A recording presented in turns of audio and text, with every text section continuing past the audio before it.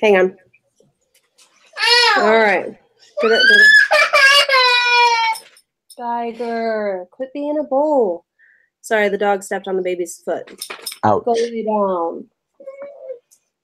Joel, you're okay, Baba.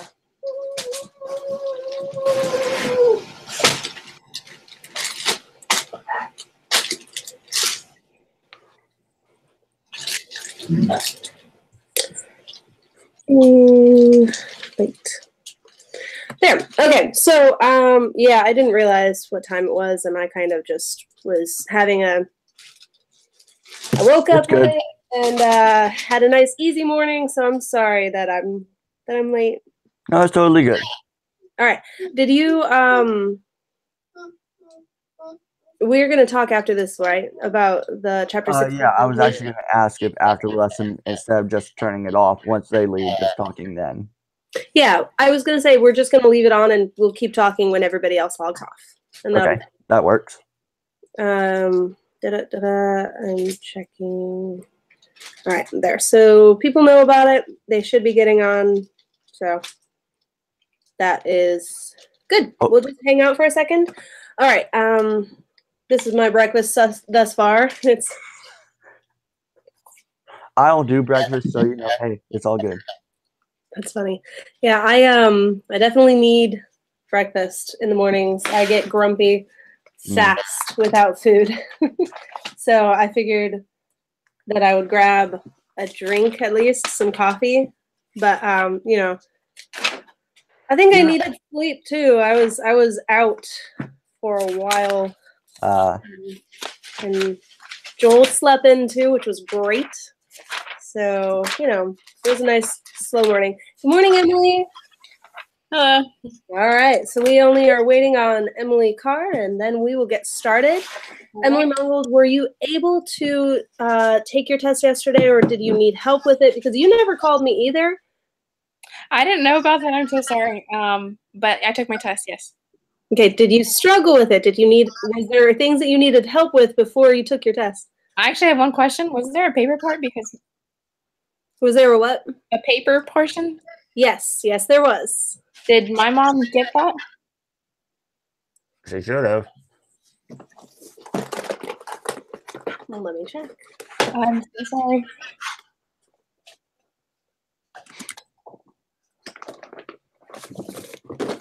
All right. These are old tests. No,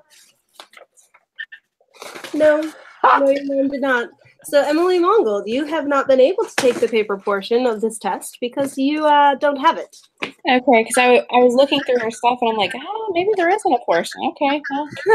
There definitely is. Here's what we're going to do. Let's see, it's Thursday, right? Mm-hmm. Yeah. I'm actually... I am free. The kids I was going to watch this week didn't need me this week. I'm going to start with them like 3 weeks from now. So besides getting ready for some other stuff, I have a pretty open schedule. So Emily, after we're done, if you'll text me your address, I can drive this to your house. We can sit down and chat about any questions you might have, and then you can take the test and I can grade it and be done. Okay. So that'll be fine. Emily Carr had pointed out to me that the review, although I had made it available to you guys, that it wasn't, like you guys couldn't see it or access it or something like that. And so I'm going to have to repost some things, but I hope that didn't hinder you guys as you were prepping for your test. I think that Emily Carr, hi, we're all here now. So you did actually call me, and we were able to get some of the questions answered. So I don't feel like you would struggle without having that review, Emily Carr, because you pretty much got what the review would have given you anyways. And I know that the two of you haven't taken your paper portion, one because you didn't have it, and the other one because I told you not to. And so I think that it's going to be okay. But I will get on and try to repost that in a way that'll make it available to you guys. Sound good? Yeah. Mm-hmm. All right, let's go over our schedule. Theoretically, we are done with chapter 16 and 17, yes? Yeah. Which means we're on chapter 18. We're almost done. And that's the only chapter we have left. So today, I want to see you guys tell me how many of you watched your 18.1 and 18.2 videos. I'm at 18.3. Good job.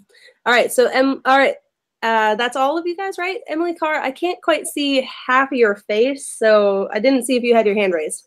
There we go. Much better. So yay, I'm really happy you guys all have watched it.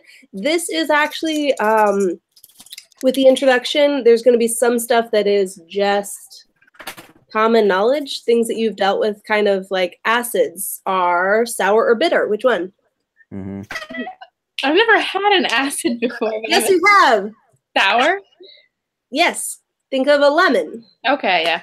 Lemons are acidic. Remember, there's citric acid. That's what makes lemons and citrus fruit like oranges. Not maybe not oranges as much. They don't seem as sour, but like grapefruit and lemons and things like that, and limes. Those all are sour to the taste because they have citric acid in them, and so that means that they're going to be a little sour.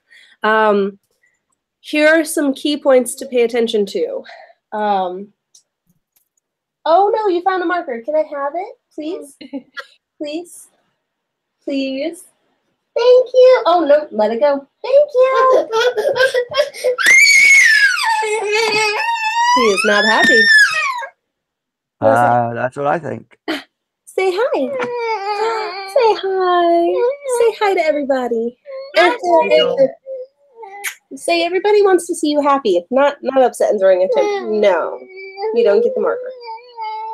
No. All right. So, some things for this. One, the quiz is paper, and it's going to have your terms from 18.1 to 18.3, and it's going to have math from 18.1 to 18.3. So you have to know terms and math for the quiz. The test, I actually made it's 100% online. There are no paper parts for that, but you have to show,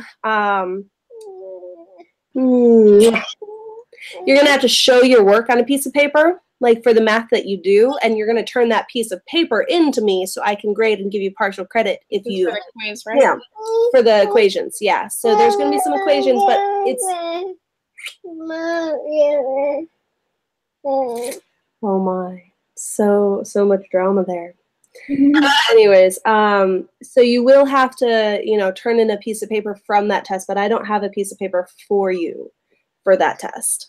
I do have a piece of paper for the quiz, and I will give that to you guys when we meet next week. And since I'm not actually teaching the kids,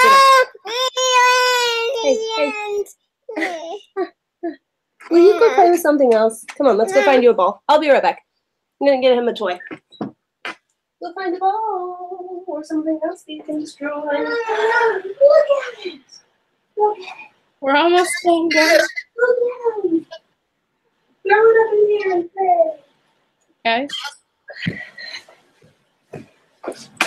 So, this is why we normally have the class when he's napping, but Sorry. Because it's really hard. Because here's what we're gonna do. I'm gonna be one of those bad parents that says, "Hey, let's let electronics watch my baby for a second." That's okay. But he's fine. We won't judge. on the couch, and so it's gonna be okay. Let me find a cartoon for him and hook him up. Hey, baby, come here. Come here. You want to see this? Come on. Actually, let's not do YouTube. Let's do Netflix. Come here. Come here. Come on.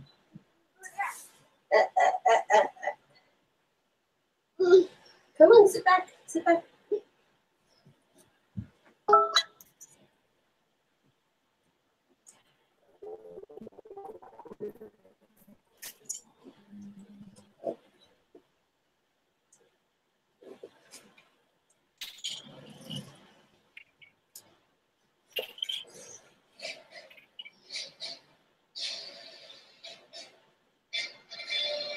Are you watching a movie? Oh wait, it's probably Mrs. Sanders for her kids.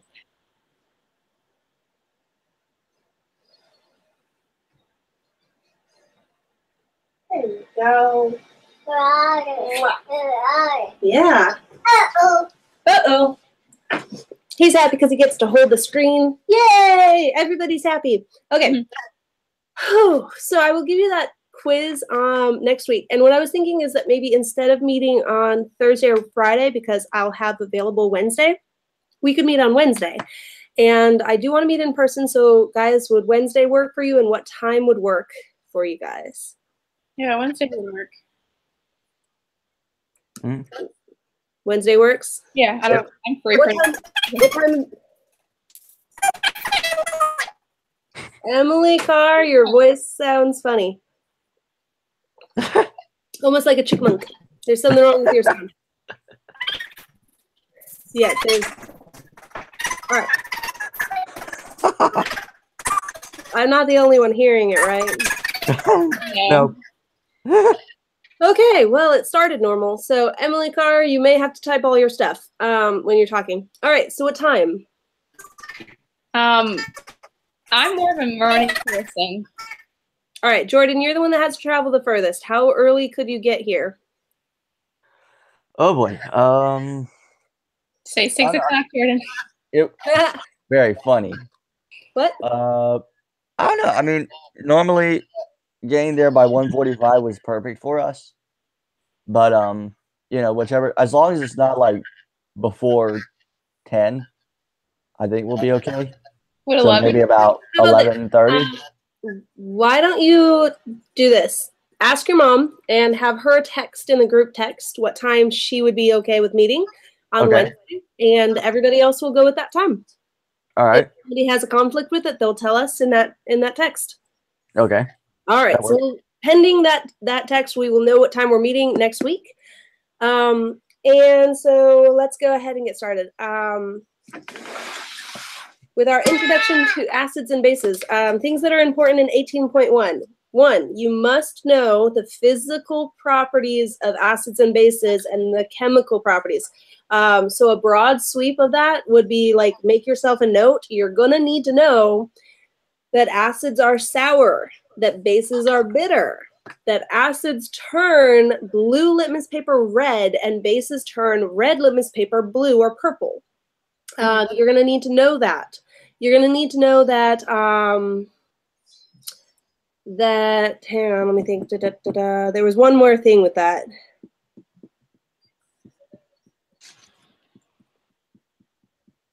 I don't remember, but those you have to know. So the taste of them, and the bases are slippery. What do we use bases for in everyday life? Could that be lubricant? What? Lubricant? Maybe, but there's something very more real to you guys that you use every day if you're cleanly. Soap? Soap. I said it first. Are slippery. They're used in soap.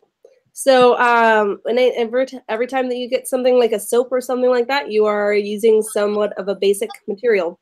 So you need to know those physical and chemical properties of acids and bases. All right, that's just, you got to know it. So write it down, memorize it. It's not something that I'm really going to go over other than to tell you. That's just something you got to know. All right. I am not, however, going to make you know, like when an acid goes into a water, it said something about giving off CO2 and H2. I'm not going to make you know that. Okay. So they do give off gases, but I'm not going to be that specific on it. So we just need to know the basics of what they are and what they do. Yes. Yes. All right. Now, the next part is important, and I don't have my snatoms, my handy-dandy snatoms, so I'm going to have to try to find something else. I'm going to go grab some of Joel's toys, and I'll be right back. But we're going to talk about hydrogen, hydronium, and hydroxide. So write those 3 down. Those are really important, so write them down, and when I come back, I'll show you the difference. Hydrogen, hydronium.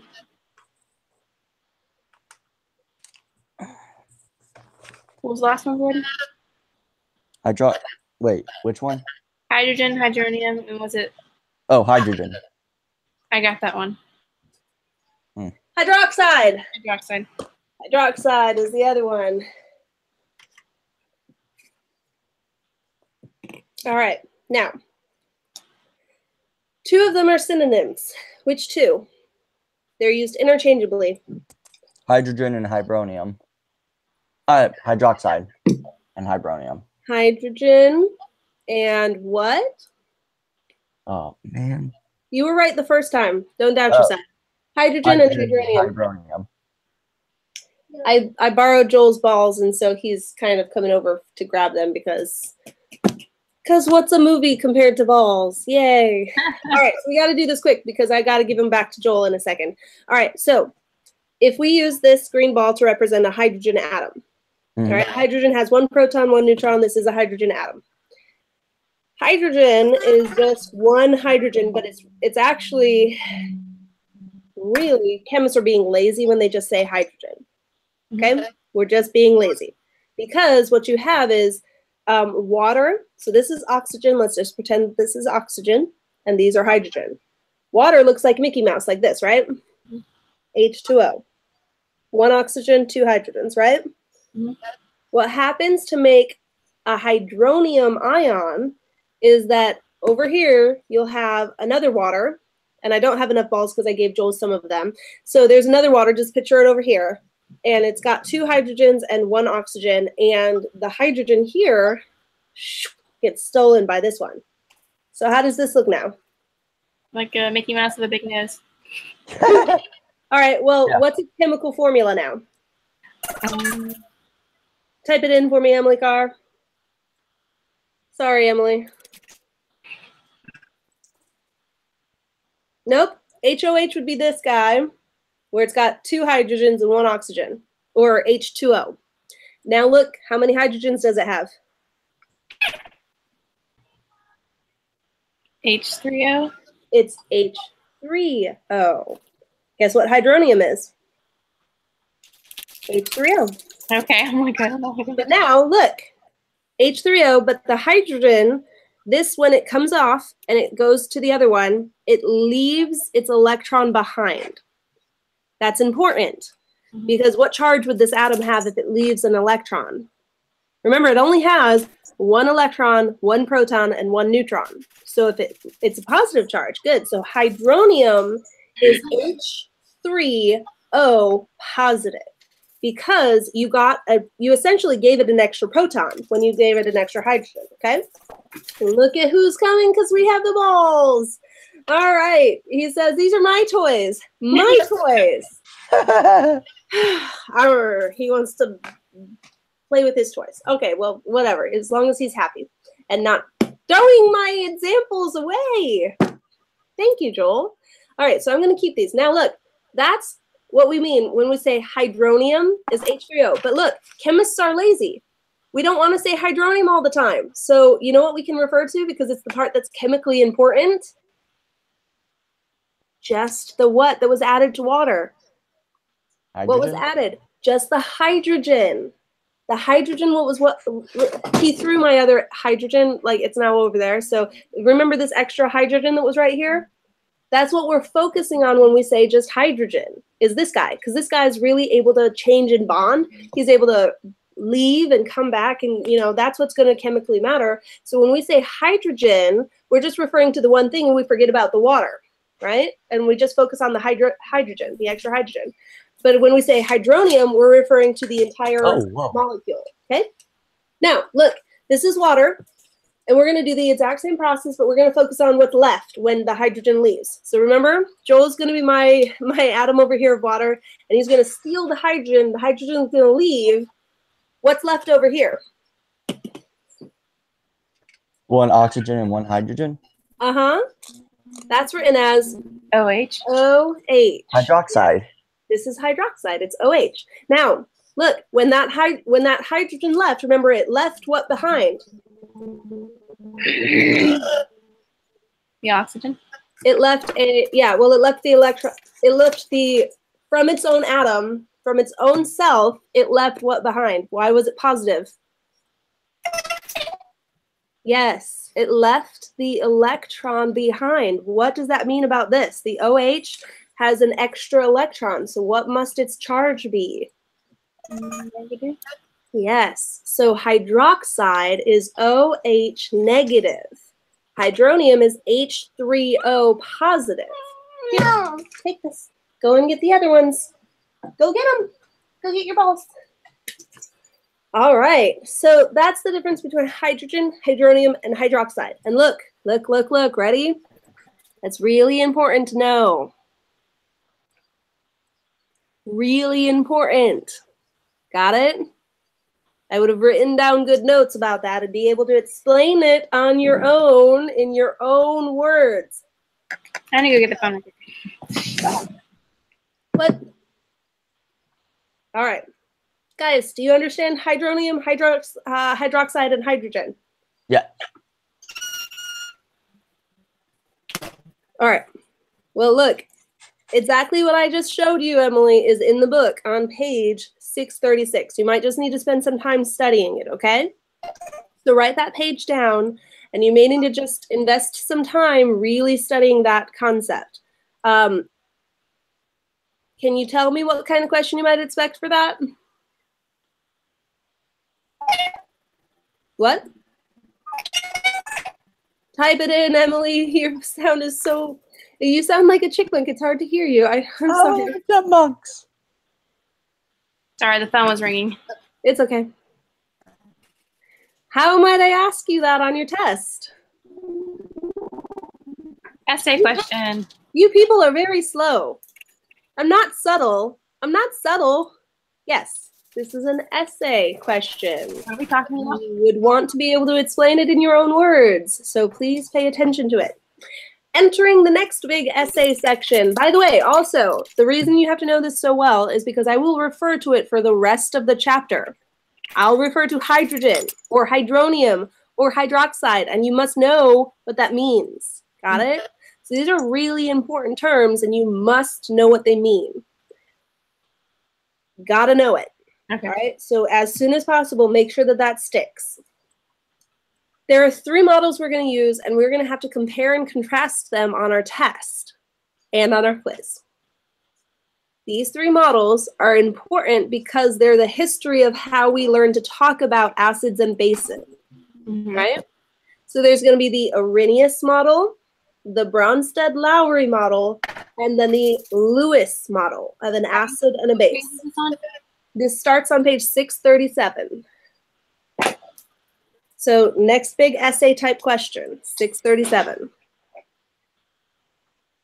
By the way, I am letting Joel destroy my house for you guys because he discovered how to open up doors, and he opened the closet and he was pulling out all of my card games and spewing them onto the floor. And I was like, you know what?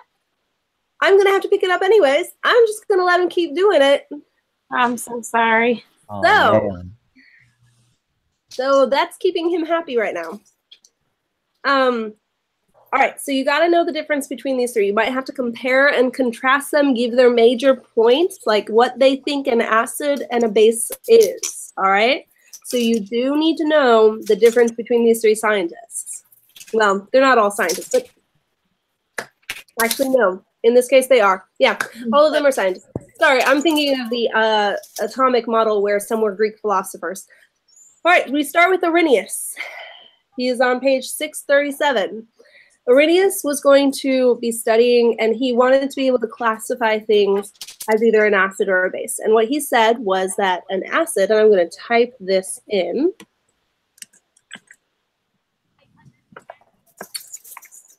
All right, so he's going to compare things to how they behave when they're put in water. All right, so if you imagine that I have a cup of pure water, and I put something into it. He says that in water, an acid will dissociate to produce hydrogen ions.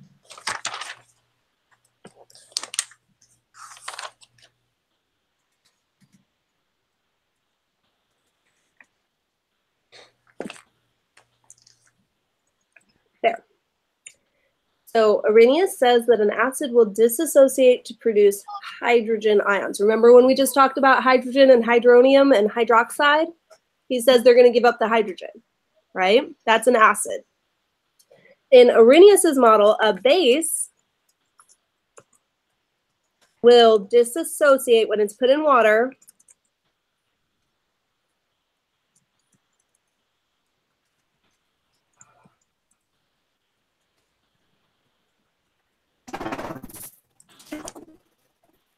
to produce. So he says a base is going to dissociate to produce hydroxide ions. Remember the difference between hydrogen and hydroxide? So hydrogen, acid, hydroxide, base. All right, I'm going to give you an example, and you have to tell me whether it would be considered an Arrhenius acid or an Arrhenius base. So ready? Okay.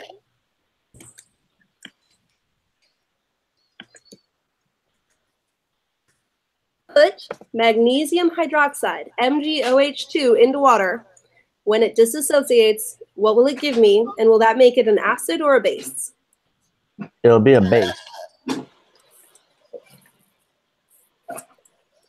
Why? Because You're right. Because what's it going to give up when it goes into water? it's going to give up hydrogen. Ah, that's acid. That would be an acid, and it's not an acid. It would give up oxygen. Okay, I'm done. It's your turn. What's the formula, guys? Come on, look at it. Ladies, I need your participation. Your thoughts. Okay, so part of it's going to give up magnesium. Yes, so you're going to have magnesium floating over here. What's going to be floating over here? The OH. What's OH? Hydroxide. OH is hydroxide. Isn't that what he said, though? No, he said hydrogen. Just Oh, hydrogen. I was on that. And then he said oxygen. Just oxygen. It can't be separate. They're together. It's going to give up OH. Both of them together. That's hydroxide. Okay, yeah. You see the difference? Yeah, I do see the difference now. Jordan, do you see the difference? How I do? I mean, your gut instinct was good, but you didn't say the rest of it correctly. Look, when you put it in water, it has OH, so it can give up OH, right? So it's going to give up the hydroxide ion. It sounds like he's making a lot of damage. I'm going to go and just check, just because I think he might have gotten into the board games, and that's really not good. Oh, small pieces. Oh, no! Guys, we have to go to her house and help her clean up after this. Little terror. Ugh.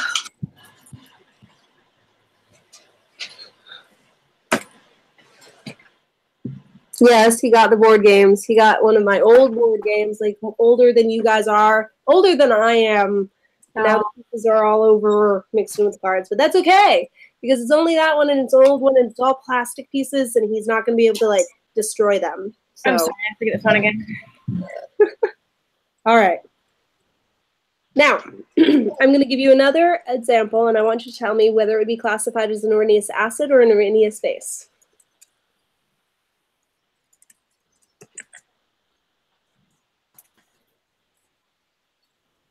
And yes, I just said hi. Yeah. Hydrogen and iodine. HI. Yeah. Is this an acid or a base? Is Acid. what? That would be an acid, right? HI. Acid. Because what is it going to give up when it goes into water? And look, Hydrogen. how you're supposed to know, Emily, is because you're supposed to take what I just gave you and practically apply it. The Arrhenius acid versus an Arrhenius base. What does he say an acid is going to do in water? It's going to give away a what? A hydrogen. What's a base going to do? Give away a? Hydroxide. There you go. This one, can it give away hydroxide? No. No, it's impossible. It doesn't have oxygen. It only has hydrogen. It's going to give away hydrogen when it's going to break apart and give up hydrogen. So it must be an Arrhenius acid. Make sense now? All right, now I'm going to give you another one. And it could be an acid or a base. You have to decide. You know, I'm not going to just follow a pattern. I gave you a base first and an acid second. So now this one could be either. You got to pay attention. Tell me what this is. Ready? Could we each get a prompt to answer? Sure. All right, hang on. I'm going to do this in order. Then this one, the first one, is for who's on my immediate left, which is going to be Emily Mongold. The second one that I type in is going to be for Jordan, and the third one for Emily Carr. All right, that one's for Emily Mongold.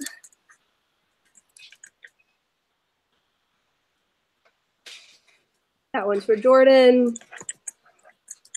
That one for Emily Carr. All right, label them, please. Can I say mine out loud? Sure. It's a base because OH. Hydroxide is a base. Good. Good.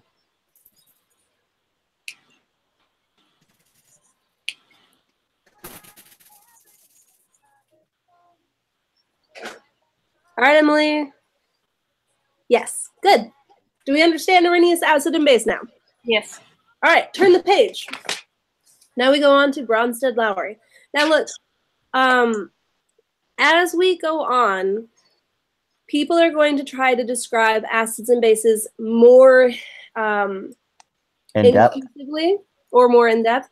So what happens over time is they go, hey, this definition that Arrhenius made, yes, it classifies most acids and bases, but there's some things that still have, remember those chemical and physical properties of acids and bases, like being bitter or being sour, being slippery, or, you know, there were things that had those characteristic traits that didn't give away hydroxide, or that didn't give away, you know, actually it was more, the problem was with the bases. It wasn't with the acids. It didn't give away hydroxide when it behaved like a base. And when it, you know, it would turn the paper the color it was supposed to, which I think was turning it purple, you know, red litmus paper, it turned it blue. And so they're saying maybe we need to redefine this so that it's more inclusive, so that these things that we know behave like bases could actually be called bases. And so this enters in the Bronsted-Lowry model, all right? And this is actually named for two scientists. There were two of them working on this, and they put their names together. So there was a scientist whose name was Johannes Bronsted, and then Thomas Lowry. So they put them together to make Bronsted-Lowry. So this is going to be very similar for the acid, right? The Bronsted-Lowry model says that an acid will be a hydrogen donor. So acid will be a hydrogen donor? Yes. Hey, what does that sound like? When it goes into water or when it goes into something, it's going to give away what? Hydrogen and hydronium. Hey, isn't that just like the Arrhenius model? It's going to disassociate to give hydrogen. This one's saying that hydrogens, acids are hydrogen donors. So wait, I think I did right. Acid will donate hydrogen? Yes, the acid donates hydrogen. Here's where the difference comes in.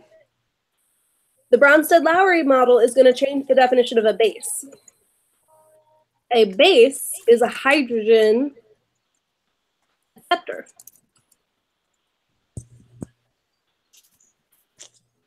Excuse me one moment. So are they focusing on the hydroxide anymore?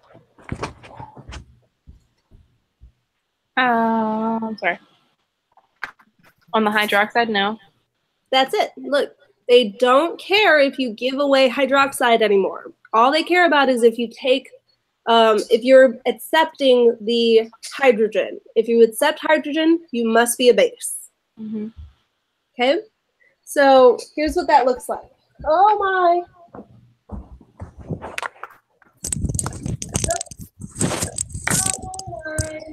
No. Nope, a whole lot of nope. That's my favorite game. Oh. Let's not do that anymore. You little destructive boy. Come here.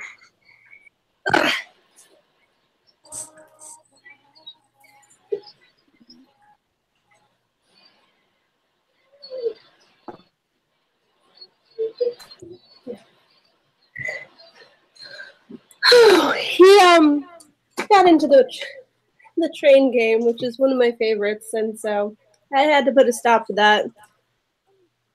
Because that's my favorite game. I'm sorry. Nope. Get back up. Oh, okay, you can play with those. Oh no, it's right. Yeah. Look, hey. All right.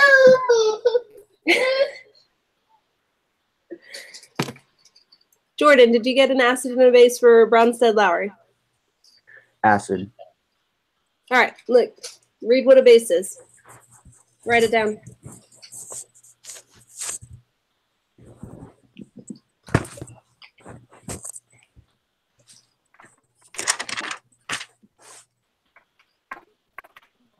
No. Don't break the bag. There you go. Play with those. Leave these alone.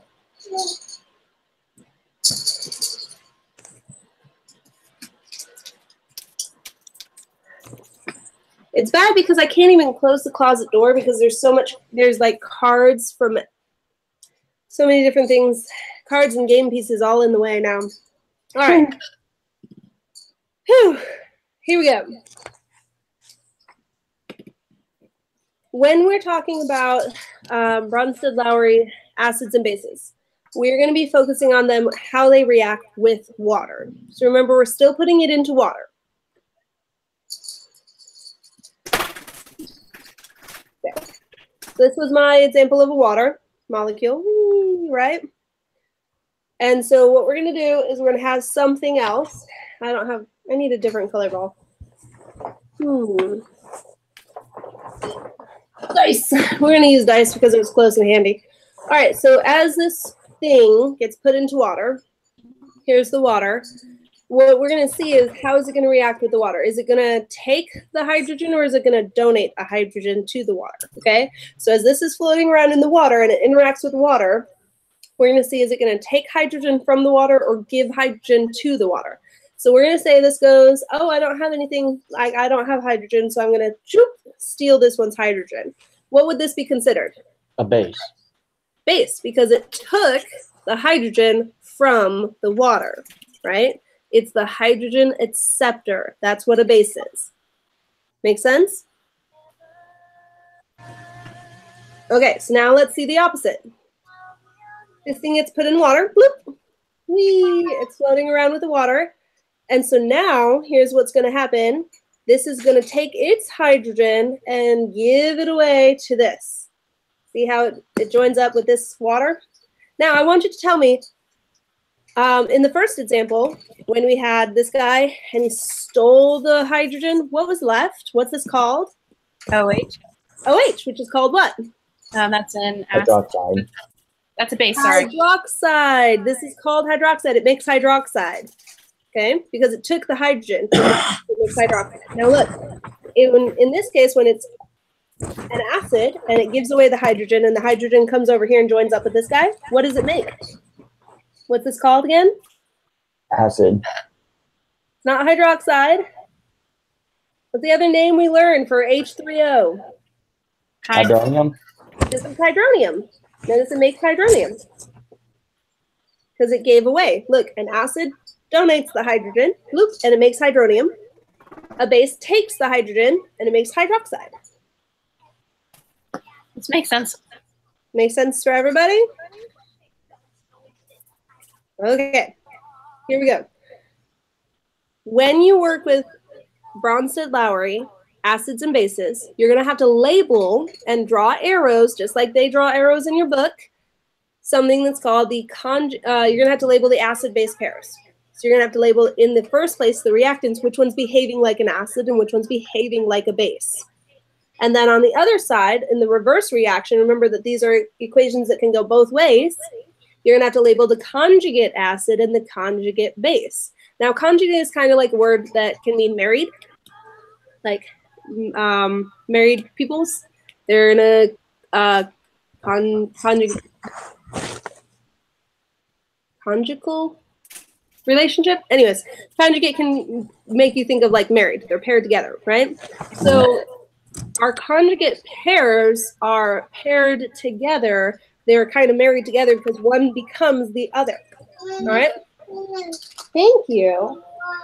Oh, I don't know that I want to open these for you though, Baba, because you're going to lose all my trains No, it's right. There. Oh my, I'm going to take an hour to clean up what he has destroyed. It's going to be wonderful. Sorry. All right, so let's look. Here we go. First example. In the first thing, we had something reacting with water, right? So I'm going to type in like what this could represent. This is H2O. Plus, no. You pick up the pieces that you just threw. Go play with those pieces. You just threw them on the ground. He's like, no, I want to throw them all on the ground. I don't want to play with them after I destroy them. I just want the destruction. Plus, and this could be anything. So I'm going to put in plus Cl. All right, so this is what these represent. This is chlorine. This is water. Make sense? Uh-huh. Yes. All right, so when they're combined, label which one's going to be the acid and which one's going to be the base. Which one's going to, and remember, an acid donates hydrogen. The base accepts hydrogen. Which one's going to donate hydrogen? Okay, sorry. Which one's chlorine on that thing right there? The dice, because it's just one thing. Chlorine. Emily, you got to type it. I'm sorry.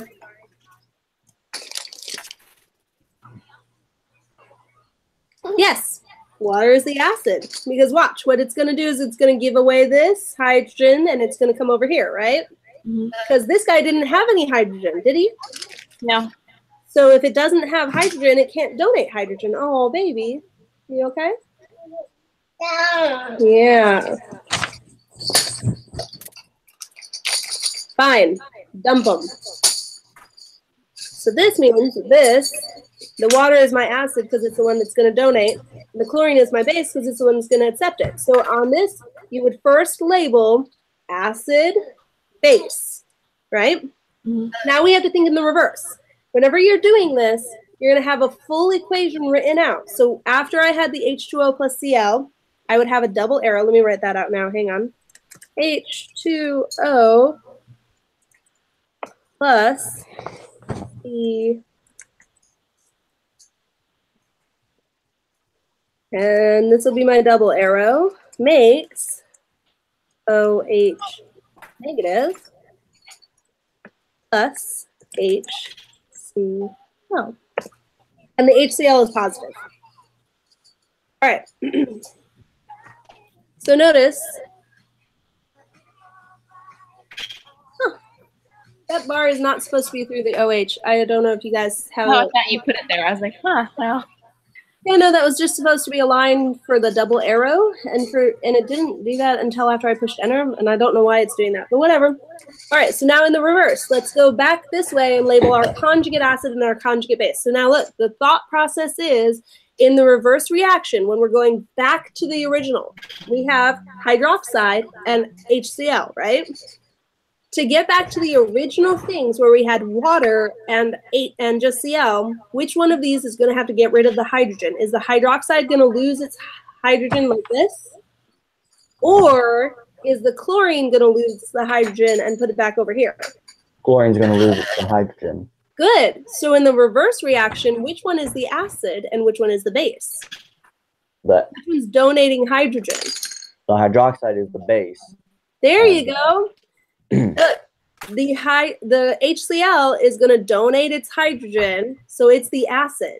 We call that the conjugate acid because it's in the reverse direction. It's the product, right?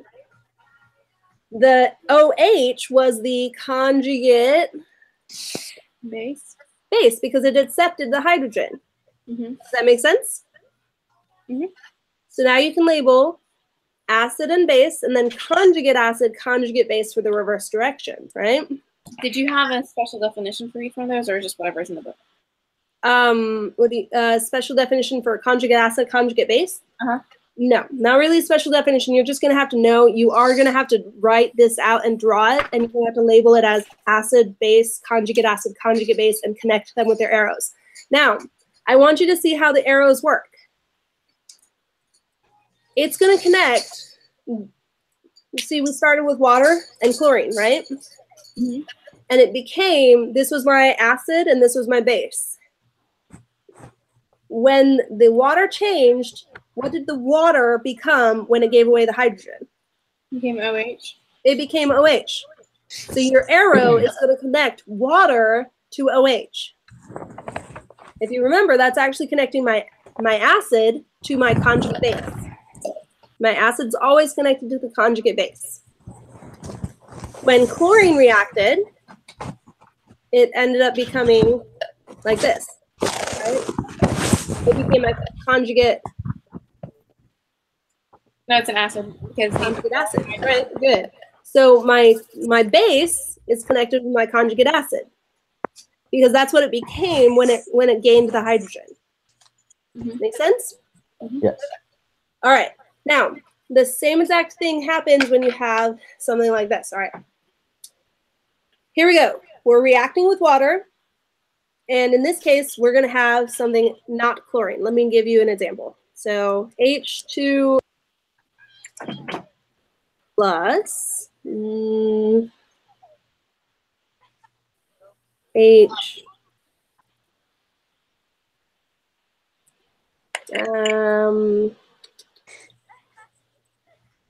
Br. Why not? I'm going to put my double arrow. It's going to create H3O positive plus Br negative. There we go. Wow, it drew a line through it as well. That is not what I meant to have happen, but I think for the double arrow, I'm just going to have to do it without the line in the middle, and you're just going to have to know that it's a double arrow. So here we go. We start with H2O, right here, water, and we started with HBr. This is my bromine. This is my hydrogen. Make sense? Yes. Now, it's going to react to produce hydroxide, H3O. So what's going to have to happen? Which one of these is giving up the hydrogen? This one, right? So it gave away its hydrogen and it came over here and made H3O, right? Hydroxide. Mm-hmm. Now, this guy's all alone. See?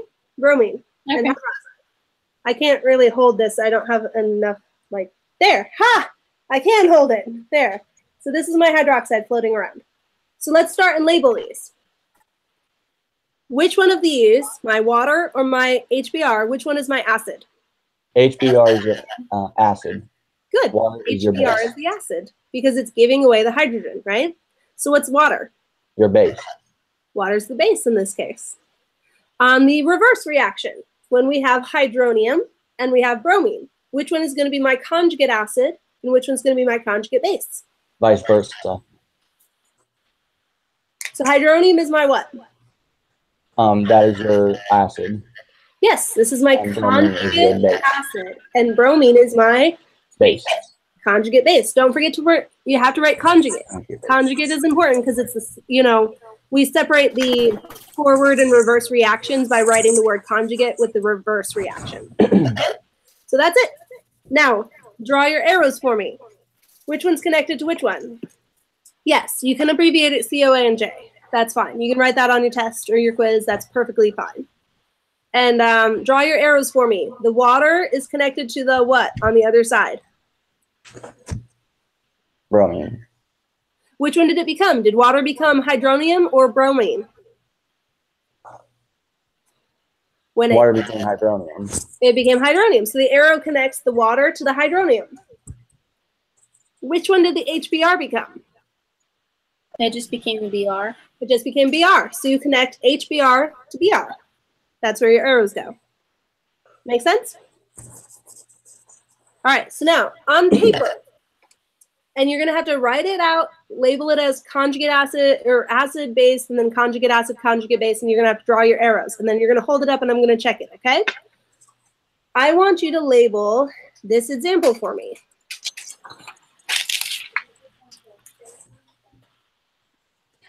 And I'm switching the order of my things so that you have to think about it. So water is going to be listed second. And this is going to make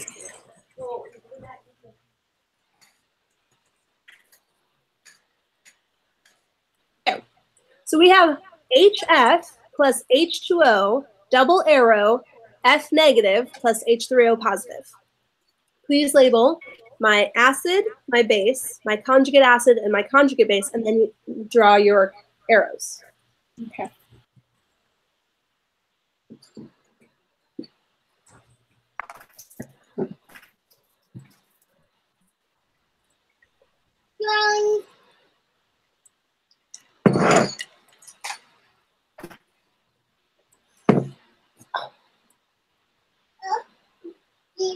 Yeah.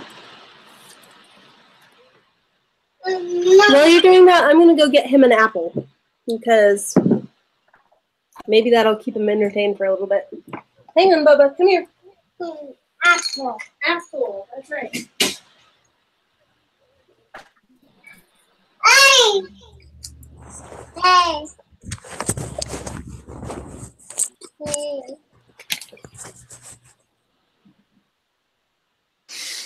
Hey! Hey, you want your apple? Apple! You're welcome. Kisses. Ugh. Ugh. Mm. Err. Mm.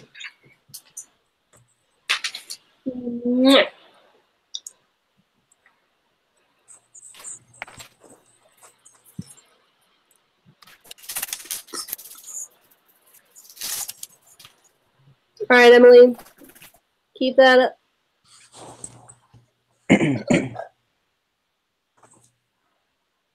That's perfect. Good job. All right. Tell me when you're ready so I can make your screen big and see your work. So, Jordan, are you ready? All right, Jordan. I don't know if you can see it. I can turn on the light if you need it. You need to move it more to the left, up left. Your left or my left? I actually can't think that. I don't know. All right. That's good. And then up more. Good. All right, let's see. All right, you're supposed to label on the left side where you have your HF and your H2O. Yes. Label those as either acid or base. Okay. And then on the other side, you're going to label your conjugate acid and your conjugate base. Okay, so acid and base go on the left of the arrow. Conjugate acid, conjugate base go on the right of the arrow. Okay. See, this is the hard part about not being in person. In person, I can see what you guys are writing, and it's a little easier than online or, on video. Is that a yummy apple? Can I have a bite? Thank you. Thank you.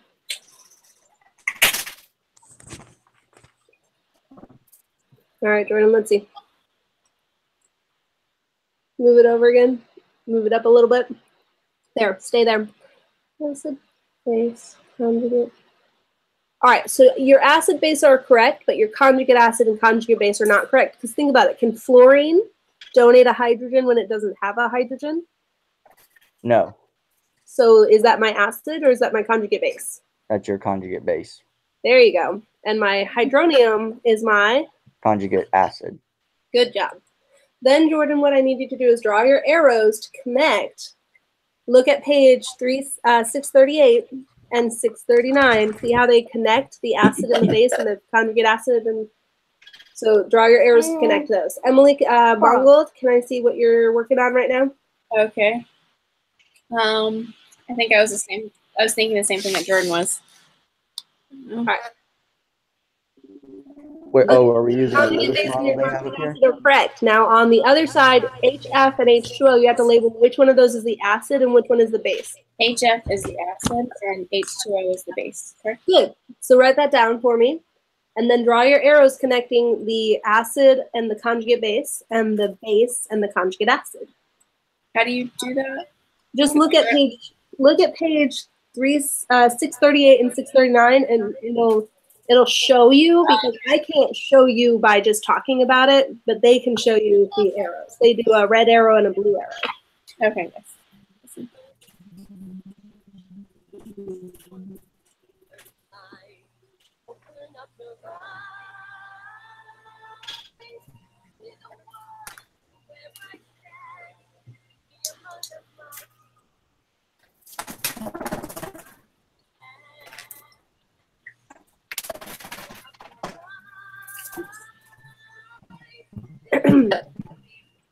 No.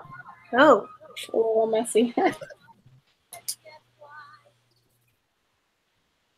right, Jordan, did you draw your arrows? I'm still trying to figure that out. Okay, I don't know if I got it right. Is it like this? Sorry. Put down a little bit, right there. Keep it there. So you connected your acid with your. I messed up on the line, so it was messy. Sorry. All right, so you. Oh, now I get it. HF is supposed to go with. It's supposed to connect to F. HF connects with F because when it gave away the hydrogen, you only had fluorine left. Those are a pair. HF became just F. H2O is connected to H3O because when it gained a hydrogen, it became H3O. We're just connecting what they are, what they were, and what they became. Okay? Okay, I thought we were connecting the acids and bases. All right, scoot it over a little bit, Jordan. All right, let me see.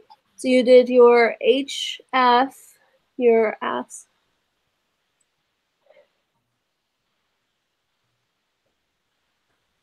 All right.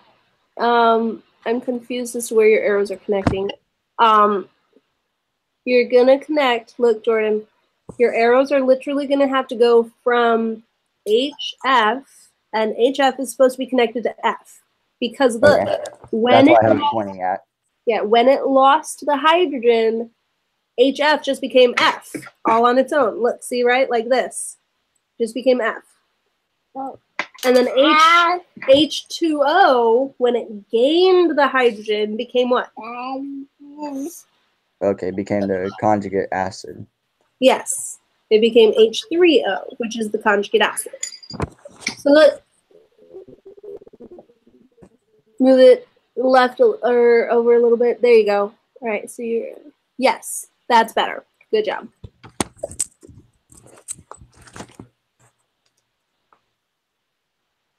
Emily, can I check your arrows? Okay. Let me see. The green box. All right, green line. So H, yep, that's perfect. Okay. All right, guys, look, I know that we aren't, I don't want to spend too much time here because I know that we have more things to do, but it's just connecting. It's always going to connect the same things. The acid will always be connected to the conjugate base. The base will always be connected to the conjugate acid. I'll write that down. All right. It's actually shown on this page. So, you know, just the acid will always become the conjugate base. They're always connected. And the base is always connected to the conjugate acid because they, you know, they work that way. They're paired. All right. Now, I want to point out something cool about water. Look at our two examples that I gave you. In one of them, water was the what? Acid or the base? Water was the base. Water was the base in the first one, right? Mm-hmm. In the second one, water was the base in the second one. This one that we just did, H2O was the base, right? Mm-hmm. But look at the example that we did up here where we had H2O and Cl. Water was not the base in that one. What was water? Acid. Water was the acid. So guess what water is? It can be Either or. either or. Ah. Water is awesome. God has designed water in such a perfect way to work with our world. Think about how many times water is essential for life. Part of the thing that makes water essential for life is its ability to be an acid or a base. And that's actually in our own body. Keeping our blood, having a pH that's perfect. Like our pH is very specific in our blood. We have a lot of buffers in our blood, but it's, you know, blood is made up of water and plasma and some other ingredients like our red blood cells and platelets and things like that. But that's one of the reasons it works that way is because of the way that water chemically behaves. Kind of awesome. All right, kiddo, go eat your apple. All right, so I want to go ahead and go on to the Lewis model, and I'm going to make your lives a little easier. With the Lewis model, I'm going to say I don't really want you to work with it. Like, I don't like making people label things as Lewis acids or Lewis bases. I will make you label your Bronsted-Lowry and your Arrhenius. Those two, you will have to label them as either an acid or a base. Okay. And in Bronsted-Lowry, you're going to have to label your conjugate acid and conjugate base as well and connect the dots and things like that.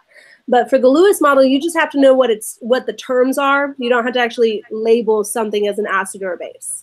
So for Lewis model, do you know what does that name strike a like, hey, I remember hearing this name before? There's so many Lewises. Yeah, he did something else. He did something wrong? What? He did something wrong? Is that what you said? No, not something wrong. He did something else that you guys had to work with. It sounds like molecular something model. Electron dot structures. Remember those? Lewis models? Yes. He actually allowed us to show the electrons, the valence electrons with those dots around the element. Mm-hmm. That's the Lewis model. So he is actually known for working with electrons and for making an easy way to represent those. Well, he's going to talk about acids and bases based on electrons, because that's what his thing was, is electrons. So what he's going to focus on is not the hydrogen at all. And so he's the only one that doesn't focus on hydrogen in any way. He doesn't look at the hydrogen at all. What he cares about is whether they're going to be an electron pair acceptor or an electron pair donor. And I am going to say this. It's opposite with the acceptor donor, because remember with a Bronsted-Lowry, we said that a hydrogen acceptor and a hydrogen donor. With him, we said that an acid was going to be the hydrogen donor, right? And then a base was the hydrogen acceptor, right? Mm-hmm. Lewis is the opposite with electrons. In the Lewis model, let me type it in, an acid is an electron pair donor. I'm sorry, acceptor. Electron pair acceptor. And a base is an electron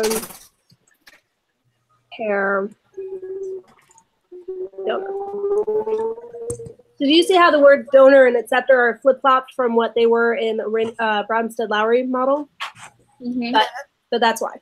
So really, I'm not going to make you work with this. You just have to know that part, that the acid is the acceptor, the base is the electron pair donor, and know that he only focuses on the electrons. He does not focus on hydrogen or hydronium or anything like that, okay? I'm going to go and check on how what he's destroying, because I'm kind of nervous. Okay. No.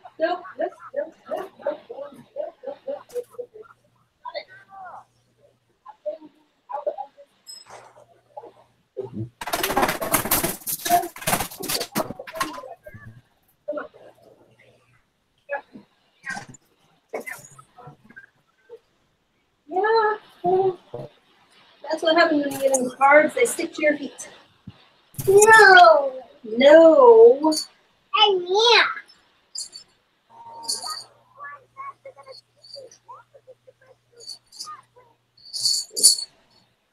Here. Here.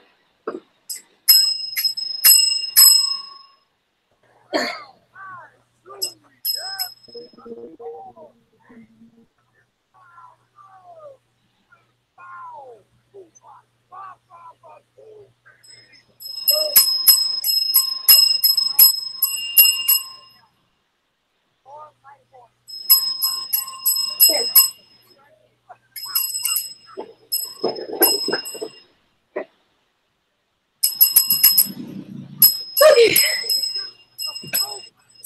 All right, he's got a bell, and it's going to be annoying, but it's going to keep him from getting into the closet, so we're good.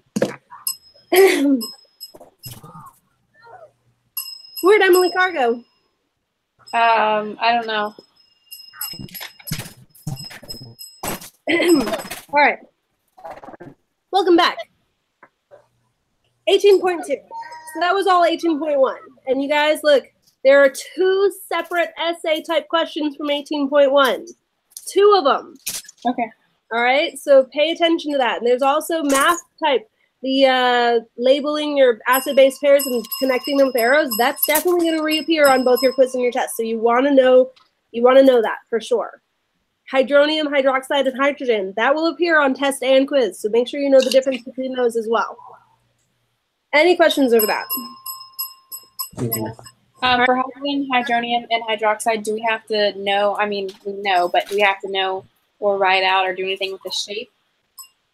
Not with the shape. It's just with the hydronium ion is this, like, and hydronium would be the H3O, right? A hydroxide would be OH minus.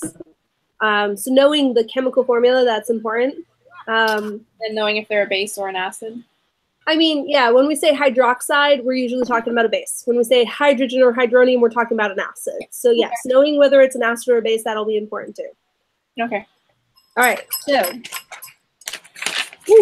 now we're going to get into strength of acids and bases and how we're able to rank them.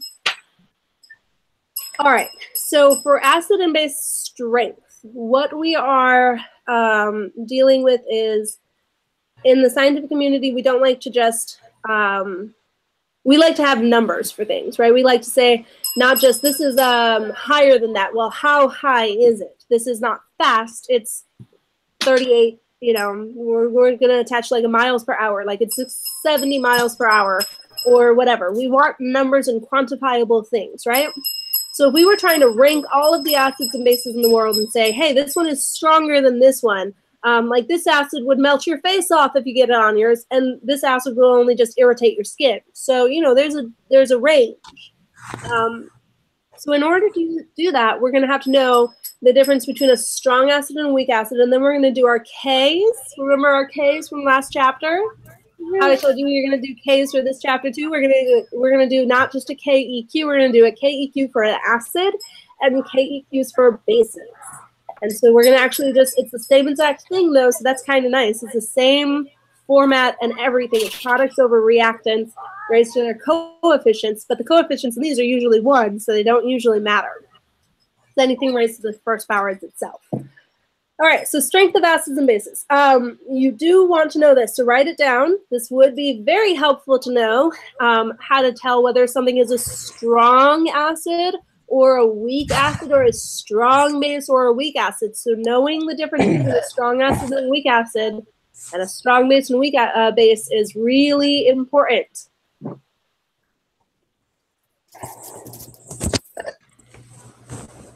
right, without further ado, grab my visuals here. All right, we classify something as a strong, and look, guys, look, acids and bases are exactly the same in this case. So I'm not going to try to do both. It's either a strong acid or a strong base, but it's strong versus weak. So apply this to both. I'm just going to talk about strong versus weak, okay? So know that it applies to both an acid and base. It doesn't matter. In an acid's case, it's going to be giving up the hydrogen. In the base's case, it's going to be giving up the hydroxide, or, you know, things like that. Strong things, like let's say we have this and it's got let's see that this is H, what would have two, hydrogens and sulfur. This is H2S. H2S, all right? So this is hydrogen sulfide.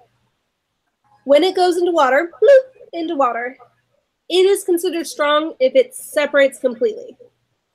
So that's disassociate. That's what that word means for separating. Right? So when it's strong, it separates completely. Like all of these separate and they get surrounded by water molecules.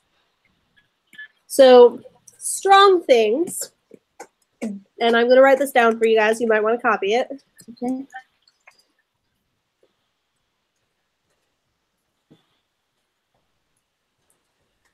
Here, you can call Julia and tell her that you're coming over. Strong things disassociate completely. They separate into all of their ions. Like that, okay? They're completely separated, right? Weak things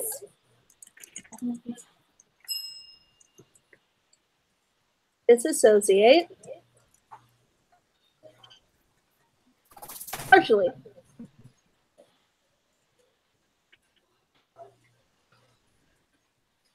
Yeah. Take it over there and please. All right. So if I were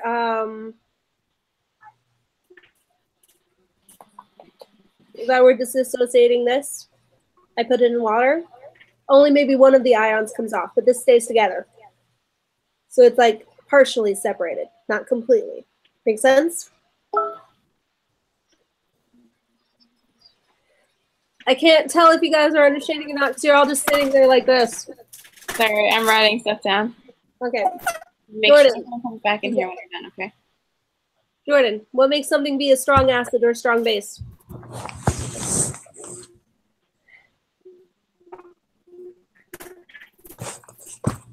I'm still trying to figure that out. I just typed it in. Did you write it down?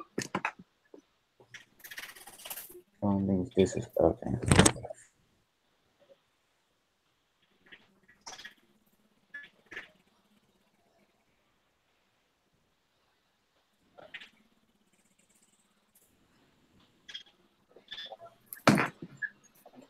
Strong things disassociate Disassociate how? completely. That's important. They separate completely. All right? Weak things do what? They only disassociate partially. That's the important part, guys. Here's why. Do you see how they have light bulbs? We're on page 644 and 645. Hang on, I'm going to go push pause. Nope. Go on.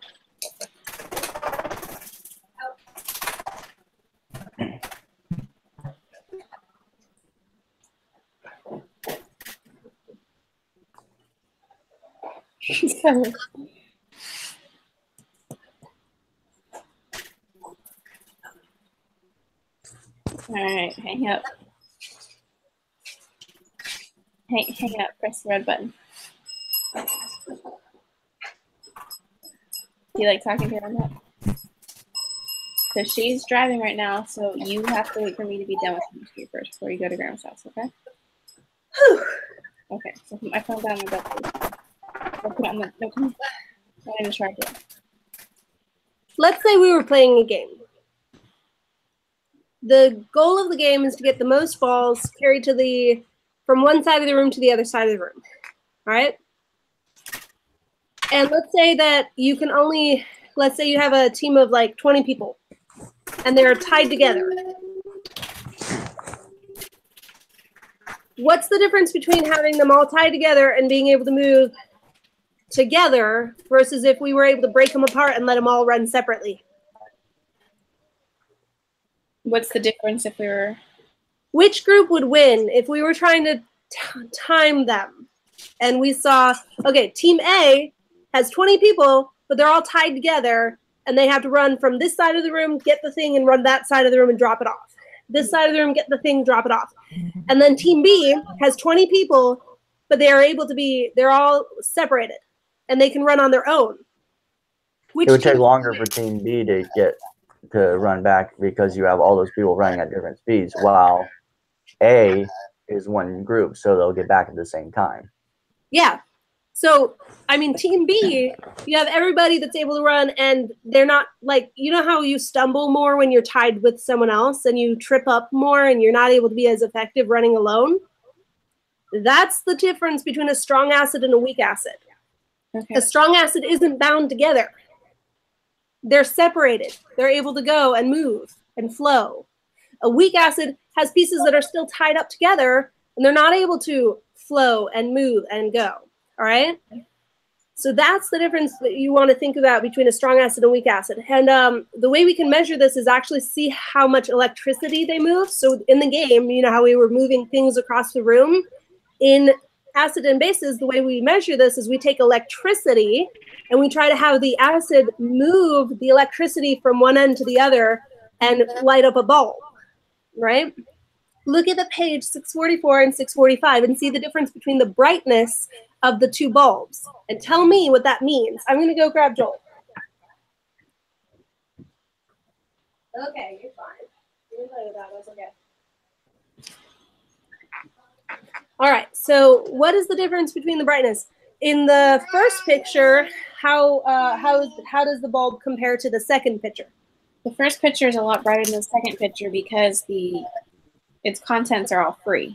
So they're moving on their own, so it's stronger. However, for the second one, they're all bound up together, so it's a weaker. They have to move together and such. That's exactly right. Everybody on the same page? Does that make sense? All right. Now look, that it can be an acid or a base. That's the same reasoning for both. So it's either strong or weak, and it's strong when it's completely disassociated and moving really fast. It's weak when it's bound together and it's not able to move as effectively. All right, you have to be able to explain that to me in your own words. So however you need to think about it to make it make sense, in your own words, you're going to explain the difference between a strong acid and a weak acid and a strong base and a weak base, okay? That is another what kind of question? Essay question. By the way, this test has more essay type parts than any other test. Okay. I'm finishing the year with a bang, right? So pay attention to that. All right, so now let's get on to the last part that we have to know today. K's. K's for A's, K acid, and K for a base. See how I'm going to just do a subscript of an A or a subscript of a B to distinguish Ka for acid and Kb for base. Okay. All right, now look. First, I'm going to say these are incredibly easy. Okay. How do we do a K? What goes on top?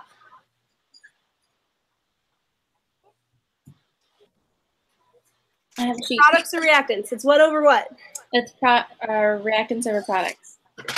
Nope, that's backwards. Products over reactants. K is products over the reactants. So it's the same thing here. It's going to be the products over the reactants, right? So the only difference between the two is, you know how I stressed to you guys that you have to know how to do the conjugate acid, conjugate base, acid base pairs, things like that? Mm-hmm. Well, I'm going to either give you, and we're never going to do these for strong acids or strong bases. We're only going to do them for weak acids and weak bases.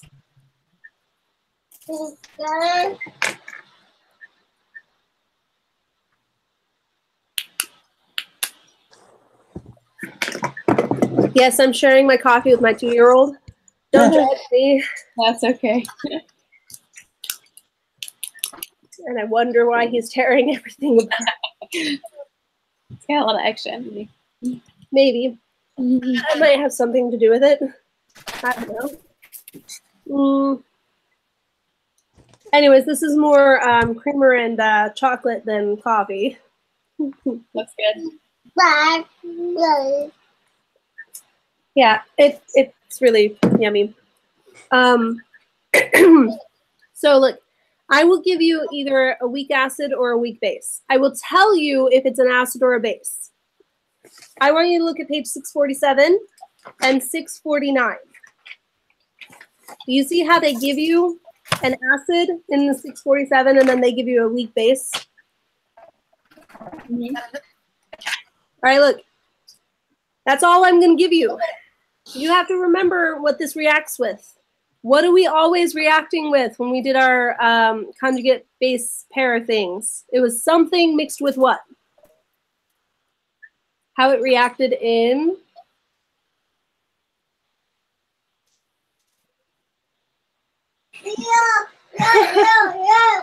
In water. And also, yeah, I mean, I probably was addicted to caffeine, but not from coffee until I was in college. But caffeine and soda, caffeine and sweet tea, which we drank all the time. Like, we literally drank, we always had a pitcher of sweet tea in the fridge, always. So we didn't have soda a lot, but we had sweet tea all the time. Oh, word. So it was pretty much like... You guys are hyper. Yeah, well, we did a lot of sports, so we kind of worked off the energy. All right, so it's always in water. So let's look at the first example on page 647. Write the ionizing equations and acid ionizing constant expression for each acid. So you have to write an equation, and then you have to write your Ka. This is what you're going to do exactly. Look, I'm not trying to scare you guys or to deceive you. Exactly like this. You're going to have to do this exact same thing. So pay attention. I can't make it any more black and white than that. All right. So we have to start with writing an equation. Well, guess what one of the ingredients that's going to be in this equation is? It's what they gave me, HClO2, right? HClO2, AQ. This is aqueous. Plus what?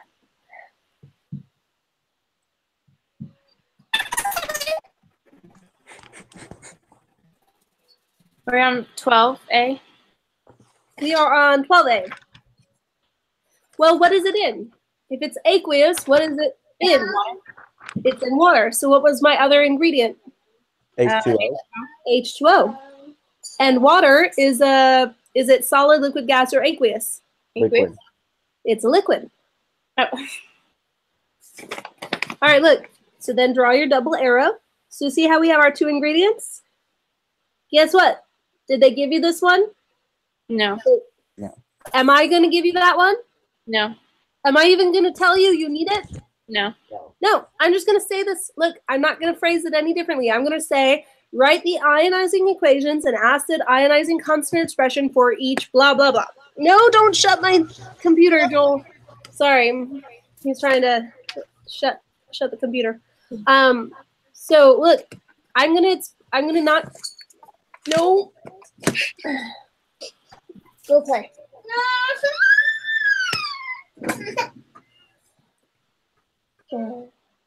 Buddy, only needs like 10 more minutes. That's it.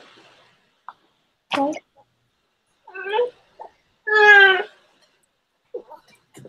Eat your apple. Say hi. Hi, baby. Hi. Apple. Apple. Show him your apple. Where? Apple right there. Yeah, but he calls everything that's a fruit that's round apple. So, so peaches are apples. Hey, you know. like. But that's all right. All right, so the point I'm trying to get across is I'm not going to be with you when you take your quiz. All right? You have to remember that the water is the other ingredient, or you're not even going to know how to do this problem. Okay, so put a big star by it and write it down and make sure that you study that you have to have water with whatever you're reacting. And yes, Emily, that's a good point, because I gave you an acid. H2O must be the base, right? This is why I'm stressing the other part of this about making sure you know how to do your acid-base pairs, because if this is the acid, what's it going to do? Is it going to keep or give away? No. Is it going to keep the hydrogen or donate the hydrogen? It is going to donate the hydrogen? It is going to donate the hydrogen. So we're going to end up, when this donates that hydrogen, what is HClO2, what's it going to look like after it donates the hydrogen? H2CO2? That would be if it received the hydrogen, not if it donated it. Remember, if you donate something, you're getting rid of it. ClO2? ClO2, but you have to include the charge. Is it positive or negative now? It is negative? Negative. This is still aqueous. See? Mm-hmm. Now, what did the water become? It was H2O. Is it going to gain a hydrogen or lose the hydrogen? It's going to gain a hydrogen.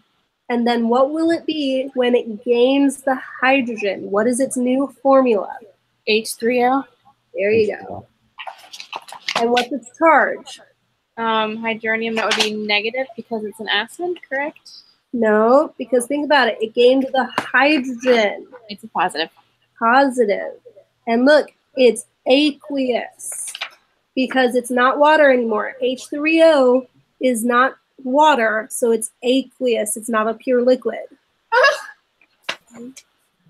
The reason that's important is because our Ks don't include pure liquids or pure solids. Remember that? They only include gases or aqueous. So in this equation, which thing is not going to be represented in my Ka?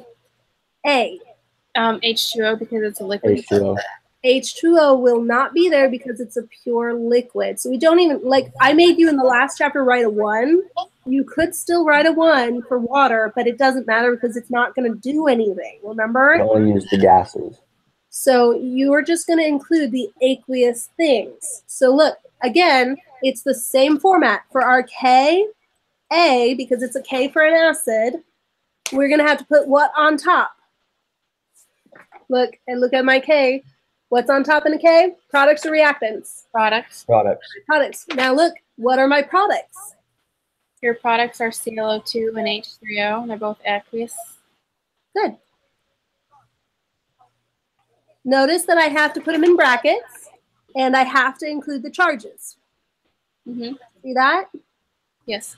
And they're multiplied. Since they're right next to each other, they're multiplied. Now look, does this have any coefficients? No. The coefficients are 1. I'm gonna not. You don't have to write that anymore. It's a 1. It's going to be a 1 because you just moved 1 hydrogen and it's not. It's already balanced. Okay. Mm-hmm. So this is all over what? What's my reactant that gets to be included? H2O.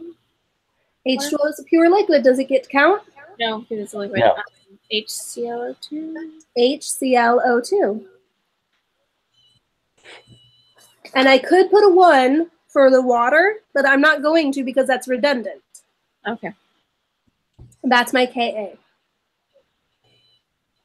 This is just like what we did in the last chapter, though, isn't it? And it's a little easier because we don't have coefficients to worry about in these problems. And look, these are very rarely going to need a coefficient. Like, I would go out on a limb and say they would probably never need a coefficient. So it's just a lot easier. That is easier. I want you guys to practice 12B and 12C right now. I'm going to write this out really quick.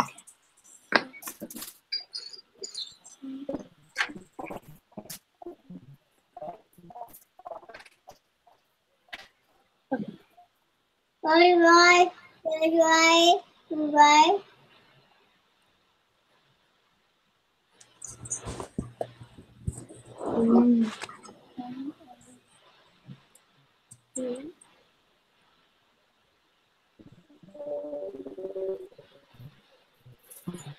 you.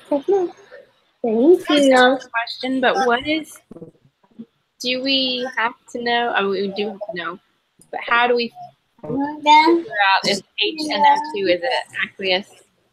They're always aqueous. Okay. Listen, guys, that's a good point. The acid and the base are always aqueous. Okay. The only thing in these equations that's going to not be aqueous is going to be the water. Okay. Everything else will always be aqueous. And that's a pattern you can trust. Like, the only thing that's going to be liquid is the water. And everything else is AQ. Okay. Thank you. You're welcome.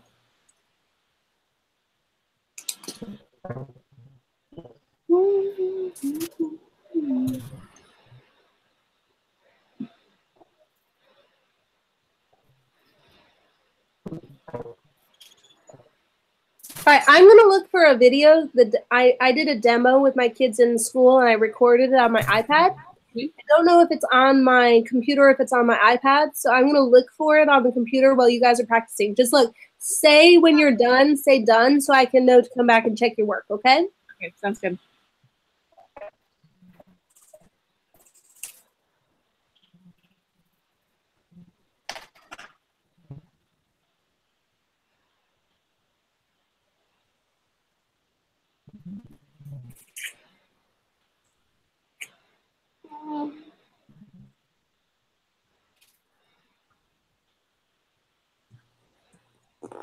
done, I think.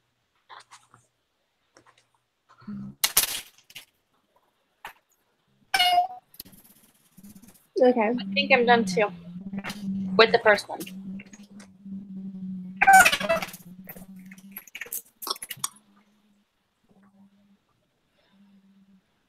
All right. I think I found it, but I'm gonna come back to that in a second. Let me check you guys' work. Okay, so Jordan, I heard you say done first, so I'll check your work first. All right, hang on. Keep it right there for a second.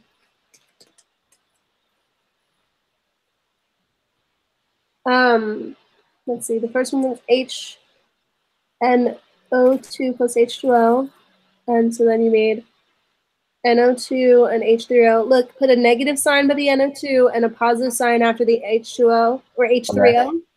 And the H3O is not a liquid anymore. It's aqueous. The only thing that's liquid in these, Jordan, is going to be the water. H2O. H3O is aqueous. Okay. Next one. Hang on. Let me check your next one. HI plus H2O yields IO.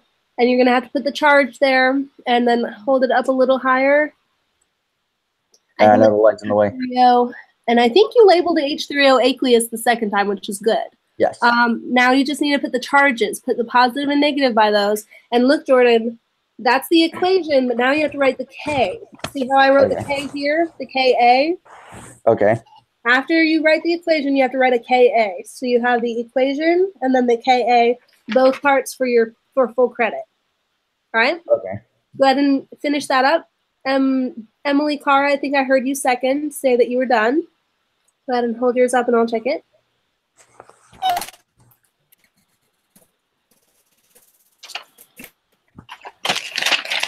Oh, got it. Okay. Go ahead and finish both of them for me. Emily Mongold, you're still working?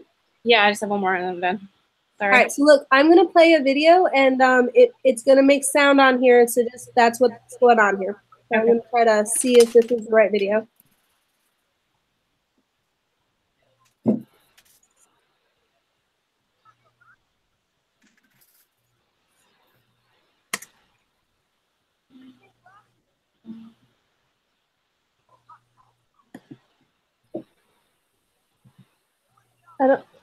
What's going on? Why won't it play it?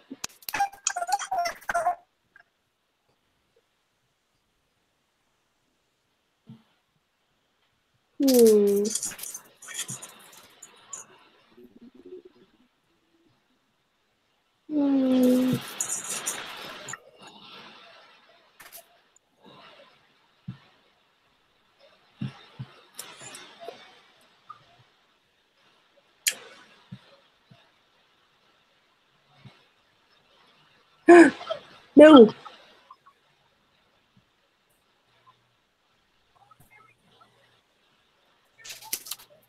Oh my. This is not being as easy as I thought it would be. There they are. Wait. Is that? No. You know what? I'm done. Okay. Who's done? Emily Mongold, is that you? Yes. Okay. So show me your work. You tell you because it might not be that easy to understand. All right. Just hang on there. Stay there. All right. Let me see. Is this A or hang on? Let me see. HNO2. That's B. Okay. Got it. So da-da-da-da. Good.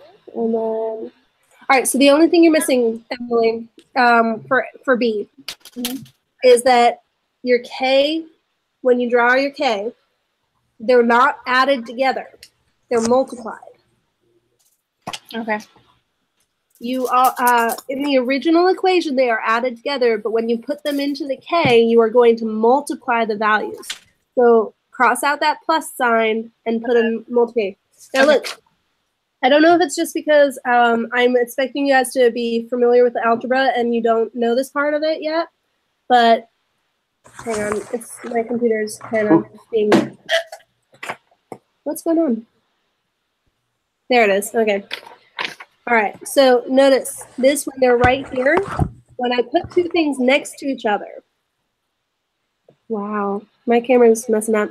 When I put two things next to each other and I don't put any symbol between them, I don't put a plus, a sign, a minus sign, multiplying or dividing, it is implied that you are multiplying. Mm-hmm. And you're just supposed to know that when they're right next to each other like that they're multiplying, okay? And then the other thing that you didn't have, Emily, is you didn't I didn't have that. dividing line right here. So you need that dividing line to show that you are dividing these, because you can't imply division. You have to show division. Mm-hmm. All right. Now, Emily Carr, let me check yours. Hang on. Stay there for a second. Right there.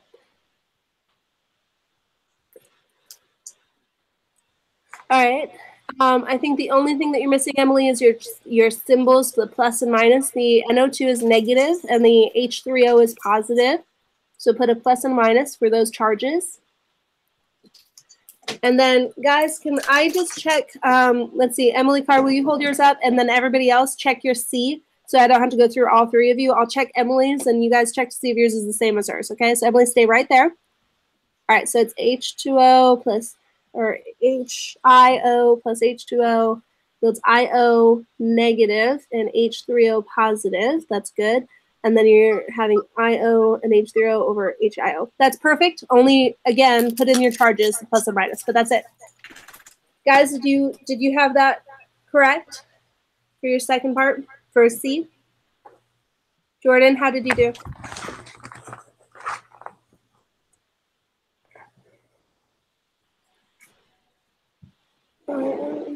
Okay, good. Now look, Jordan, brackets. They have to be in brackets. Okay. Brackets mean molar values, so that you can't do parentheses. You must do a bracket around all three of them. Okay.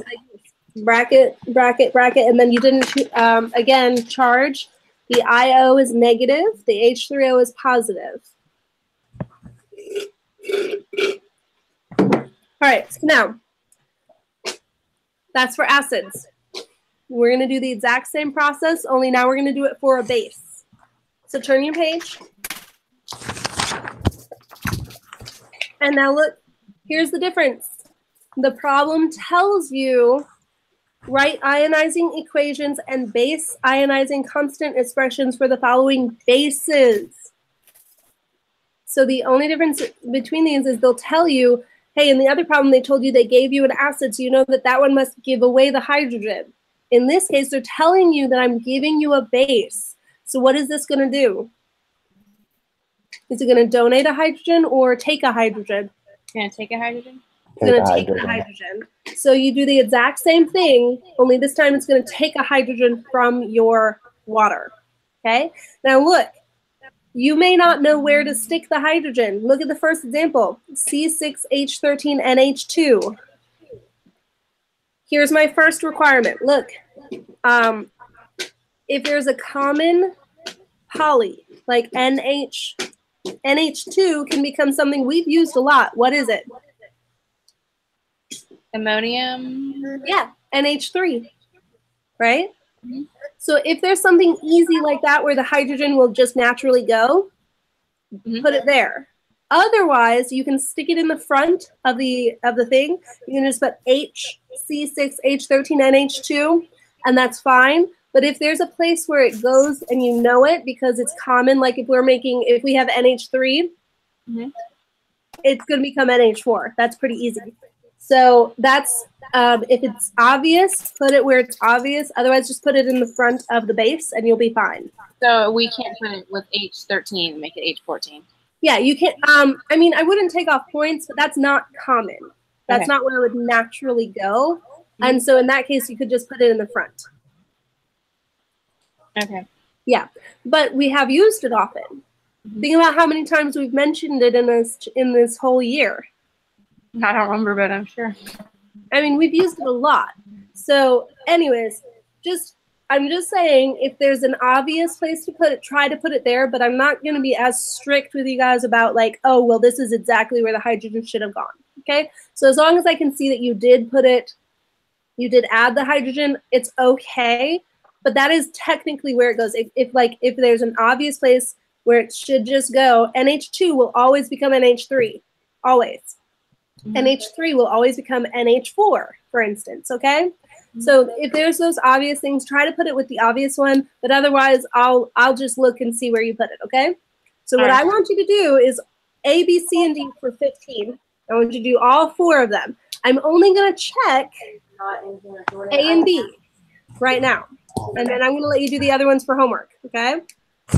So go ahead and start doing 15 A and B, and then I'm going to let you guys leave and sign off, and we'll check the other ones in class on Wednesday.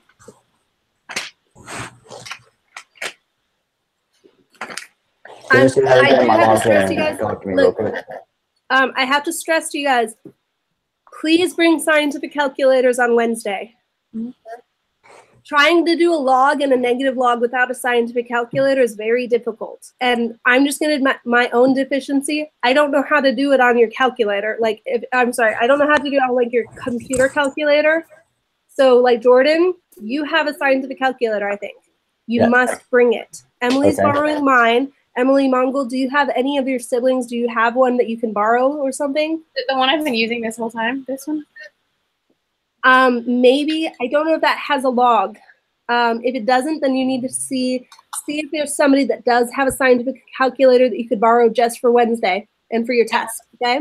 All right, so I'm going to teach you guys how to use it on Wednesday, but you have to have it. It's really important. And Emily, that one's, I don't know that one does the log. Like the one that I have, my big, thick calculator, TI-83.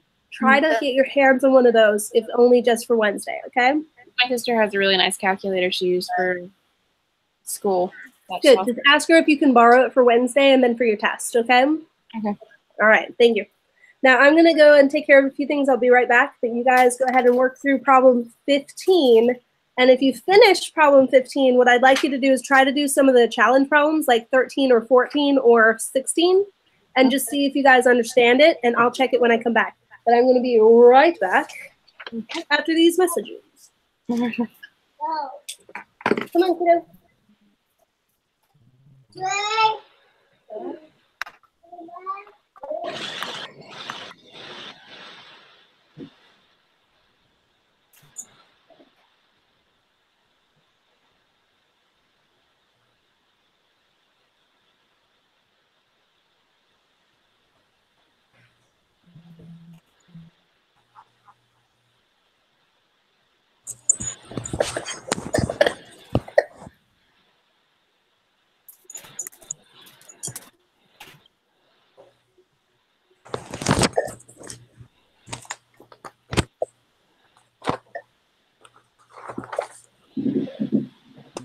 Hey, which ones are we doing that blanked out? What? Which ones are we doing that my computer lagged? It's kind of hard to hear you. Could you type it in maybe? What problems are we doing because my computer lagged? I can't hear you when you're typing. It's muffling really bad for some reason. What problems are we doing? My computer lagged. Okay. We're on problem 15, A, B, C, and D. Thanks.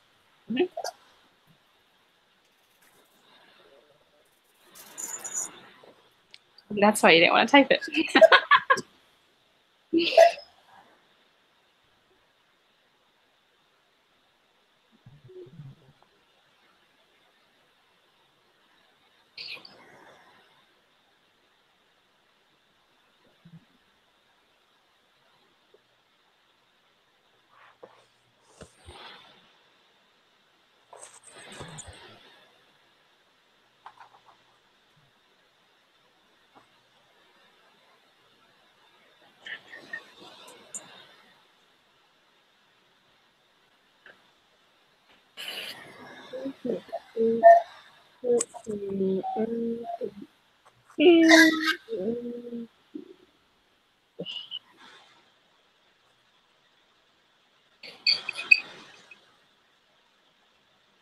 What is oxygen's charge? It's positive, right?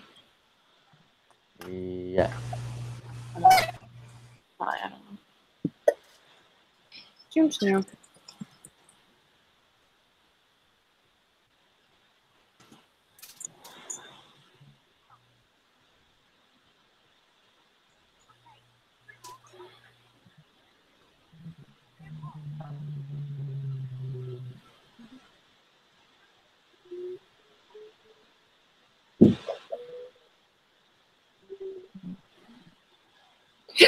Excuse me.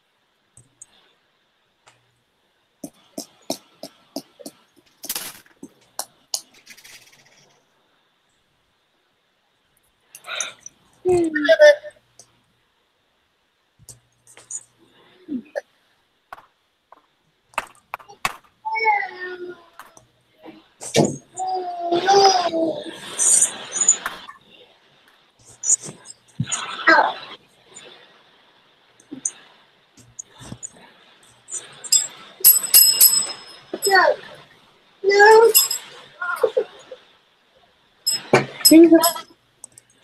Okay.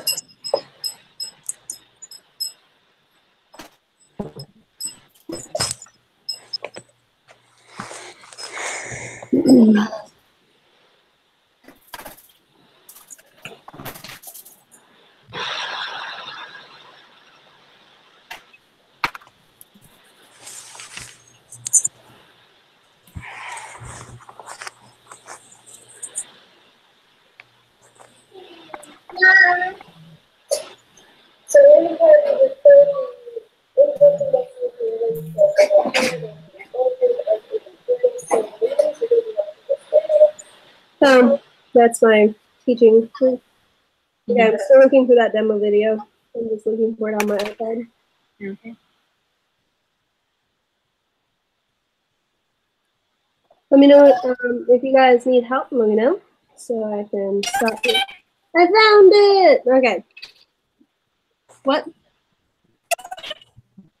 Oh, Emily Carr. Let's see what you typed. I'm done. Okay. So Emily Carr. Let me see what you have.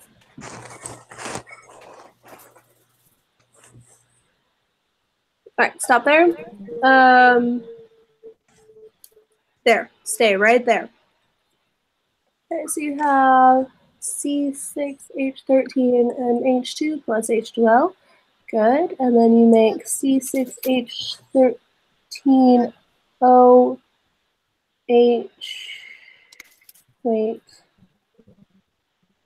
No. Okay, so you did that incorrectly with your making your pairs. Okay. So let oh, I just caused an avalanche. Let me write out this one for everybody really quickly. And hey guys, stop for a second and tune in. All right, so the first thing we have is C6H13NH2. And it's going to be combining with what? Oh, you opened the door again. C6H13 NH2 Yeah, plus what? This is 15A.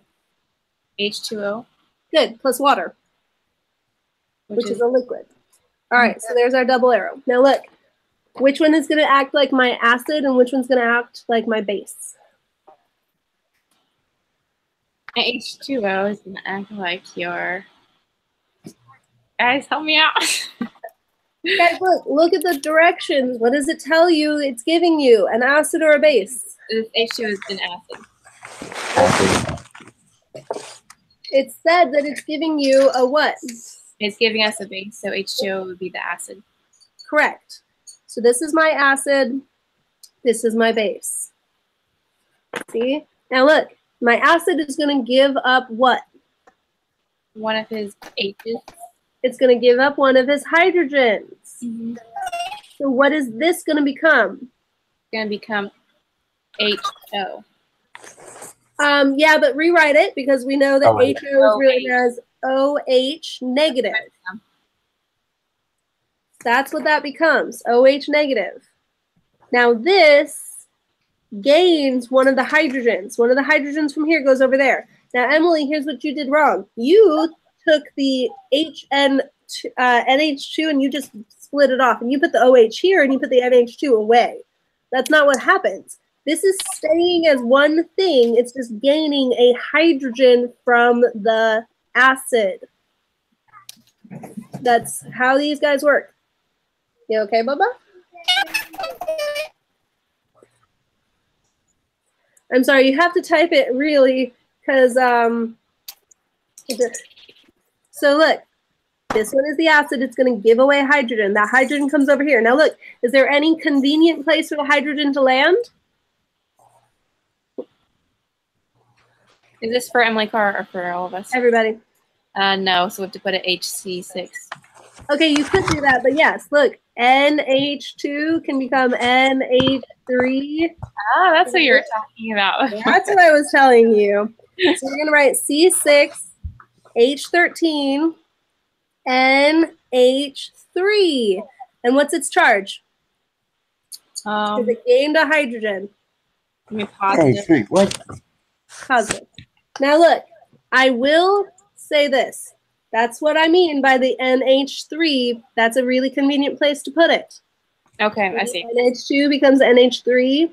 Mm-hmm. If you have NH3, it'll become NH4. Mm-hmm. I didn't think about that. Now, if you had written it, and I'm going to just say this, if you had written it as HC6H13NH2 positive, I'd still give you credit. Okay. Okay, I would not have taken points off, but this is more accurate. Just saying. Okay. So now that we have this as our equation, let's write our KB. And remember, we're distinguishing it as a KB because they gave us a what? The base. A base. So that's why this is a KB for a base and not a KA. Jordan, I'm not checking your work right now. You're supposed to be focusing on what I'm doing, not the other way around, okay? So now we're going to take and put our what on top. Let me draw my line right away. What goes on the top in the numerator spot? Product. The product. The product. Good. All right. Well, then I will look. Emily Carr, did you click the box that's mine so that my box has a line out so that I'm the big screen? Emily, if you take your, okay, well, I'll hold it up longer this time. But if you click my box, it'll make me the big screen for the whole time so that you don't have it flipping. All right, so on the top, we're going to put our products, which are OH minus and our C6H13NH3 positive. Mm-hmm. You see that? Mm-hmm. It's very clear. Yeah. Okay. Now what do we put on the bottom? Our reactants. Reactants. And do we count our water? No, because it's a liquid. We can only have gas. Water's the only, look, water's never going to be included. It's the only pure liquid. It's the only one that doesn't get to count in these, okay? Everything else is aqueous, so they always, you know, it's always that. Hope I'm making that really clear. C6H13, NH2 is on bottom. That's my KB.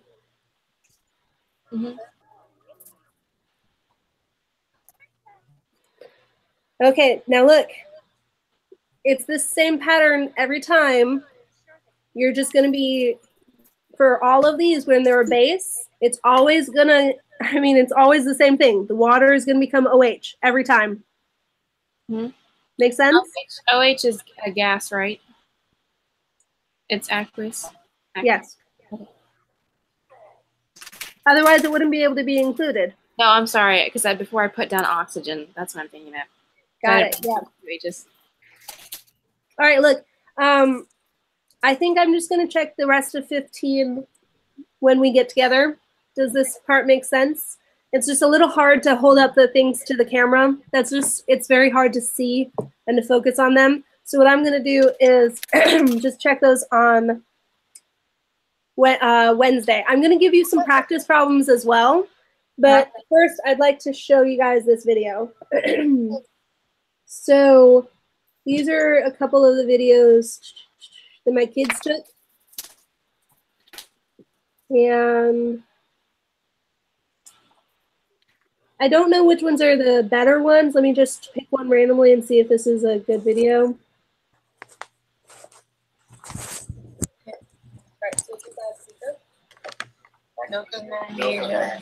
Can you guys see this? A little bit. Hang on. Let me set it up and. We've got a magnetic strain around in here, so it's going to mix it up. And what does this mean? There's a little bit here.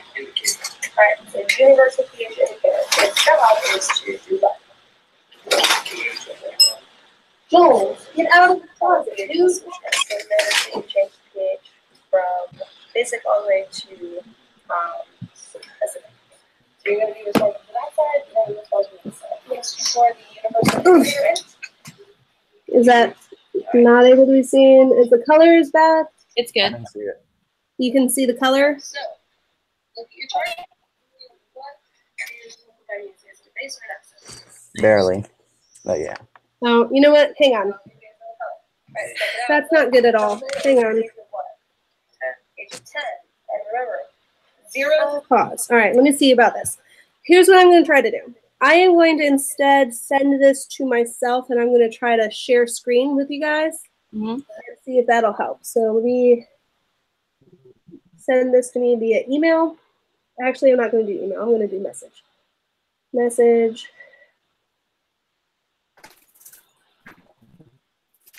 It might be too long of a video to do this, but I'm going to try. Okay. Because then I can just screen share, and the visual will be a lot easier because it won't be trying to get it from one screen to the other.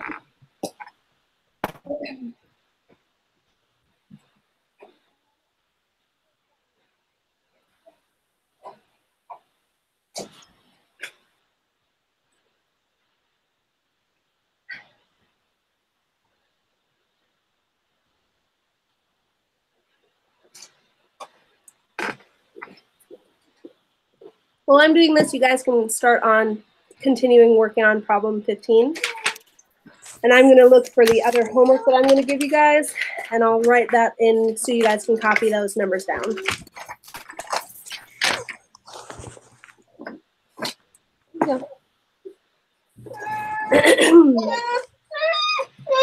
Hey, quit whining. You're fine.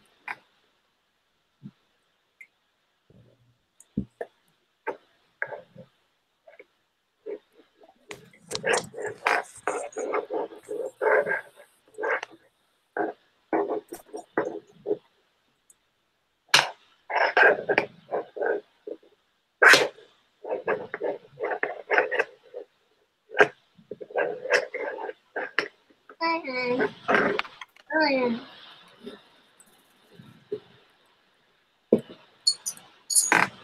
Hmm.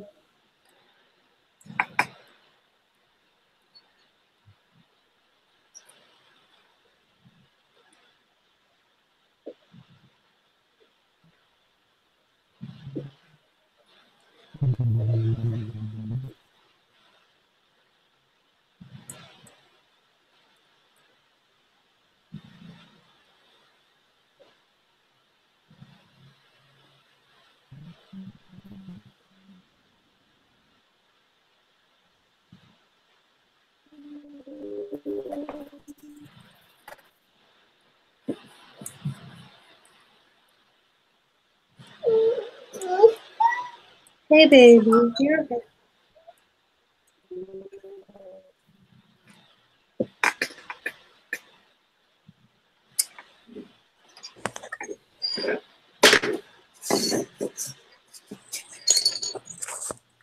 All right. So I've got these. Wow. Hey, sit down. Yeah. Yes, ma'am. Oh, is the conjugate base negative? Hang on. No, the conjugate base is positive. Wait, hang on. Yes, it's negative. Because the OH would be the conjugate base. Yes, the conjugate base is negative. And yes, I think always. Hi. Say hi. Hi, Joel. He just climbed up on this desk. Hi. All right. Well, all right. So I've got these numbers that I would like you to do for homework, and I'm going to type them in, but I'm also going to look for one of them. They don't tell you what ammonia is. I'm going to tell you what ammonia is so that you don't get confused so you can do the problem. So I want you to do on page 672. Page 72. 672. Hi. 57, 65. 69, 70, which for 70 you need to know that ammonia. Hi. A is 3. And 71. There. All right, so you have those numbers. Okay. Is it so funny? It's so funny. Oh my, it's still preparing. So, rawr. Say hi. Okay, Joel's gonna be entertaining you guys for the next couple minutes. Hi. Yeah. I don't even know where you put your apple. Just say hi. Don't touch the buttons.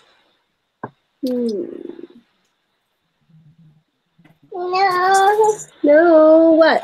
All right, so in this demo, I used an indicator, a universal indicator, and we're going to be talking about those. When you do section 3 and 4, we're going to talk about indicators. And indicators change color based on the pH, and some indicators have specific pHs and they only change one color. Universal indicators change multiple colors for multiple different pH ranges.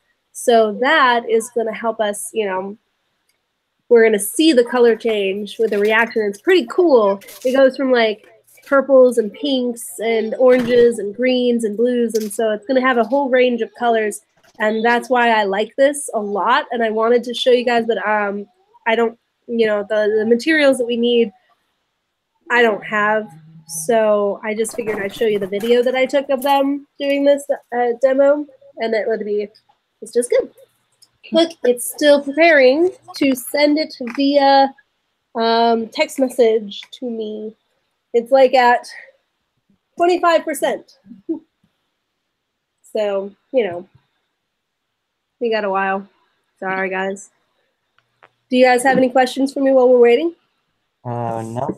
When is the test going to be? I mean, the quiz. All right. So the quiz for this, there's a paper quiz. So what I'm probably going to do is we're going to meet on Wednesday, And if you guys are able to stay for like 2 hours instead of 1 hour, we could get through all of chapters 17, 3, and 4, and then I could just give you your quiz right then, and I can grade it right then. So if you guys come ready to go, like come prepared to take a quiz on Wednesday, and I'll let you take those quizzes right then after we do our lesson, and then I can grade them for you, and you can take them back with you and study for the test. So I think that's the best way to handle it.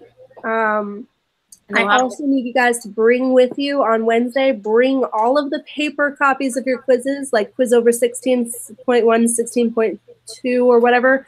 Bring that with you, because although I've seen pictures of it, I still have to grade it in person and write the grade down, and I will give you guys back the others. I have your, for instance, I have your test over chapter 15. I need to give that back to you guys, and I'm going to need to, you need to give me your quiz and your test over chapter 16 and 17 so that I can finish grading those and get you stuff. Okay. All right. Emily Mongold. I have an idea.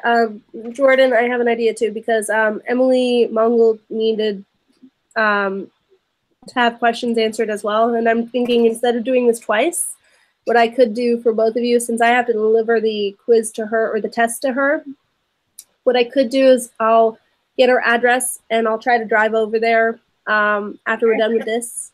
Okay. And then when I'm over there, I can, thank you. When I'm over there, At 1. Yeah. What? I'm going to be leaving today at 1. Oh. I'm sorry. Well, what we could do instead then, we can do, we can just, you two stay on the line afterwards. We can even start right now, and I can answer any questions you guys have about your test. Like I think that the big thing for most of you guys was, if you messed up on the rate law, and maybe you guys messed up on the Ks. No, not the Ks, the Le Chatelier, and you weren't here for Le Chatelier practice. So I could practice those things with you guys right now, and then Jordan can take his test when he's done, and Emily, you can maybe take it now. I think I actually understand it, and I can. The one part I'm having trouble with is the rate law, but I'm reading over that a little bit more before I do it, because the equilibrium stuff, that'll be easy. Yeah, equilibrium, you did pretty well. Jordan, you consistently are forgetting that it's multiplying when you write them, and you forget to put your brackets. Okay. So don't forget to put your brackets, and that you're multiplying. And Jordan, the Le Chatelier is what I think I needed to work with you, because I think you did miss those. There's a worksheet for both of these. For both of them, I gave you guys a worksheet, and I would like to use that worksheet to help us get ready for the test. So let's do that.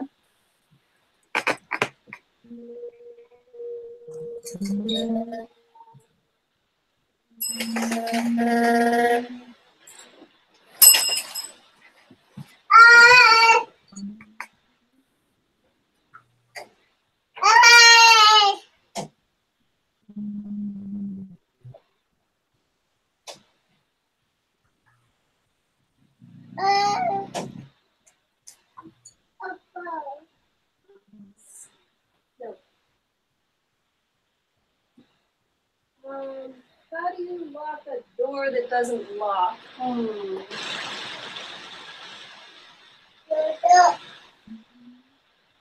Yeah, stop getting into that.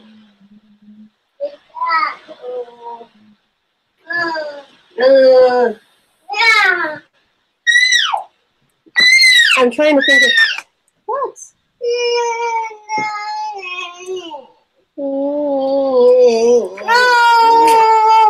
No, what? Say hi.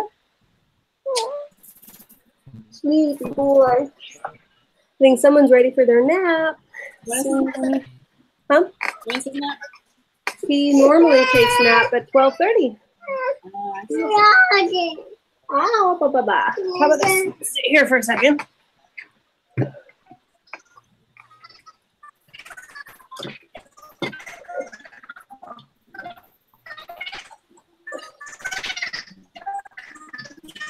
Okay. There. Now he's talking to you guys. Look at him styling. There you go. There. Baby gamer. There you go. All right. Now, rate law. I'm grabbing that worksheet. Will you guys get it out as well?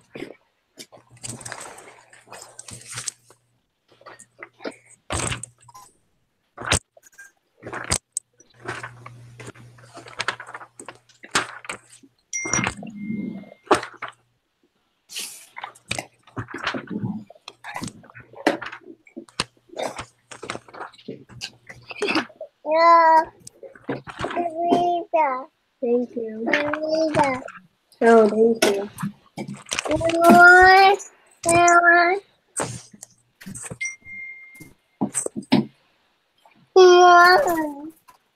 Oh, no, not that one. All right.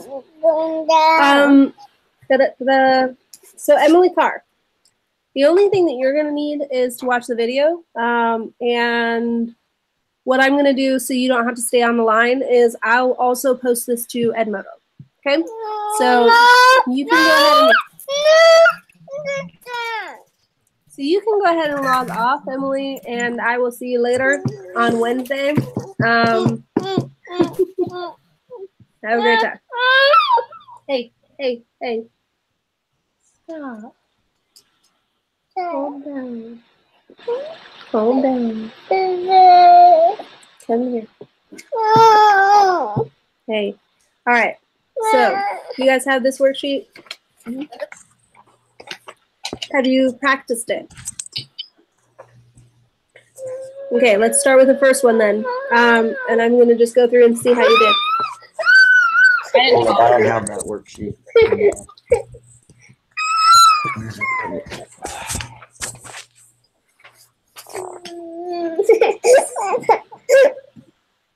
Okay, give me a second.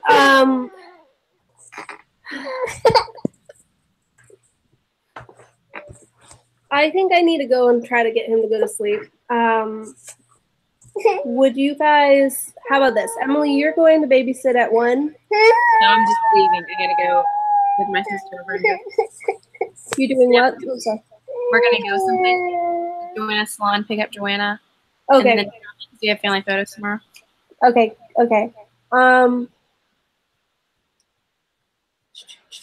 How about you guys just, I'll try to get him to go to sleep, but I don't know how long it'll take. So what I can do, stop hitting mommy. I will text you guys if it's before 1 when I'm done, and Jordan, if it's just us, that's fine. But if it's able to be the 3 of us or the 2 of us, if it's able to be all of us, that'll be fine too. But if not, Emily, we'll just have to talk later. Okay. Because this isn't gonna. We're not gonna get anything done. So, hang on. So let's just do that. Go ahead and log off. I will text you guys when it's time. Emily, if I don't text you before 1, then just go and have a good day, and we'll work out a different time. Okay? Sorry about that. I will see you guys later. Sorry. All right. I know I'm not gonna get anything done. Yeah. Thank you so much. I appreciate it. No problem.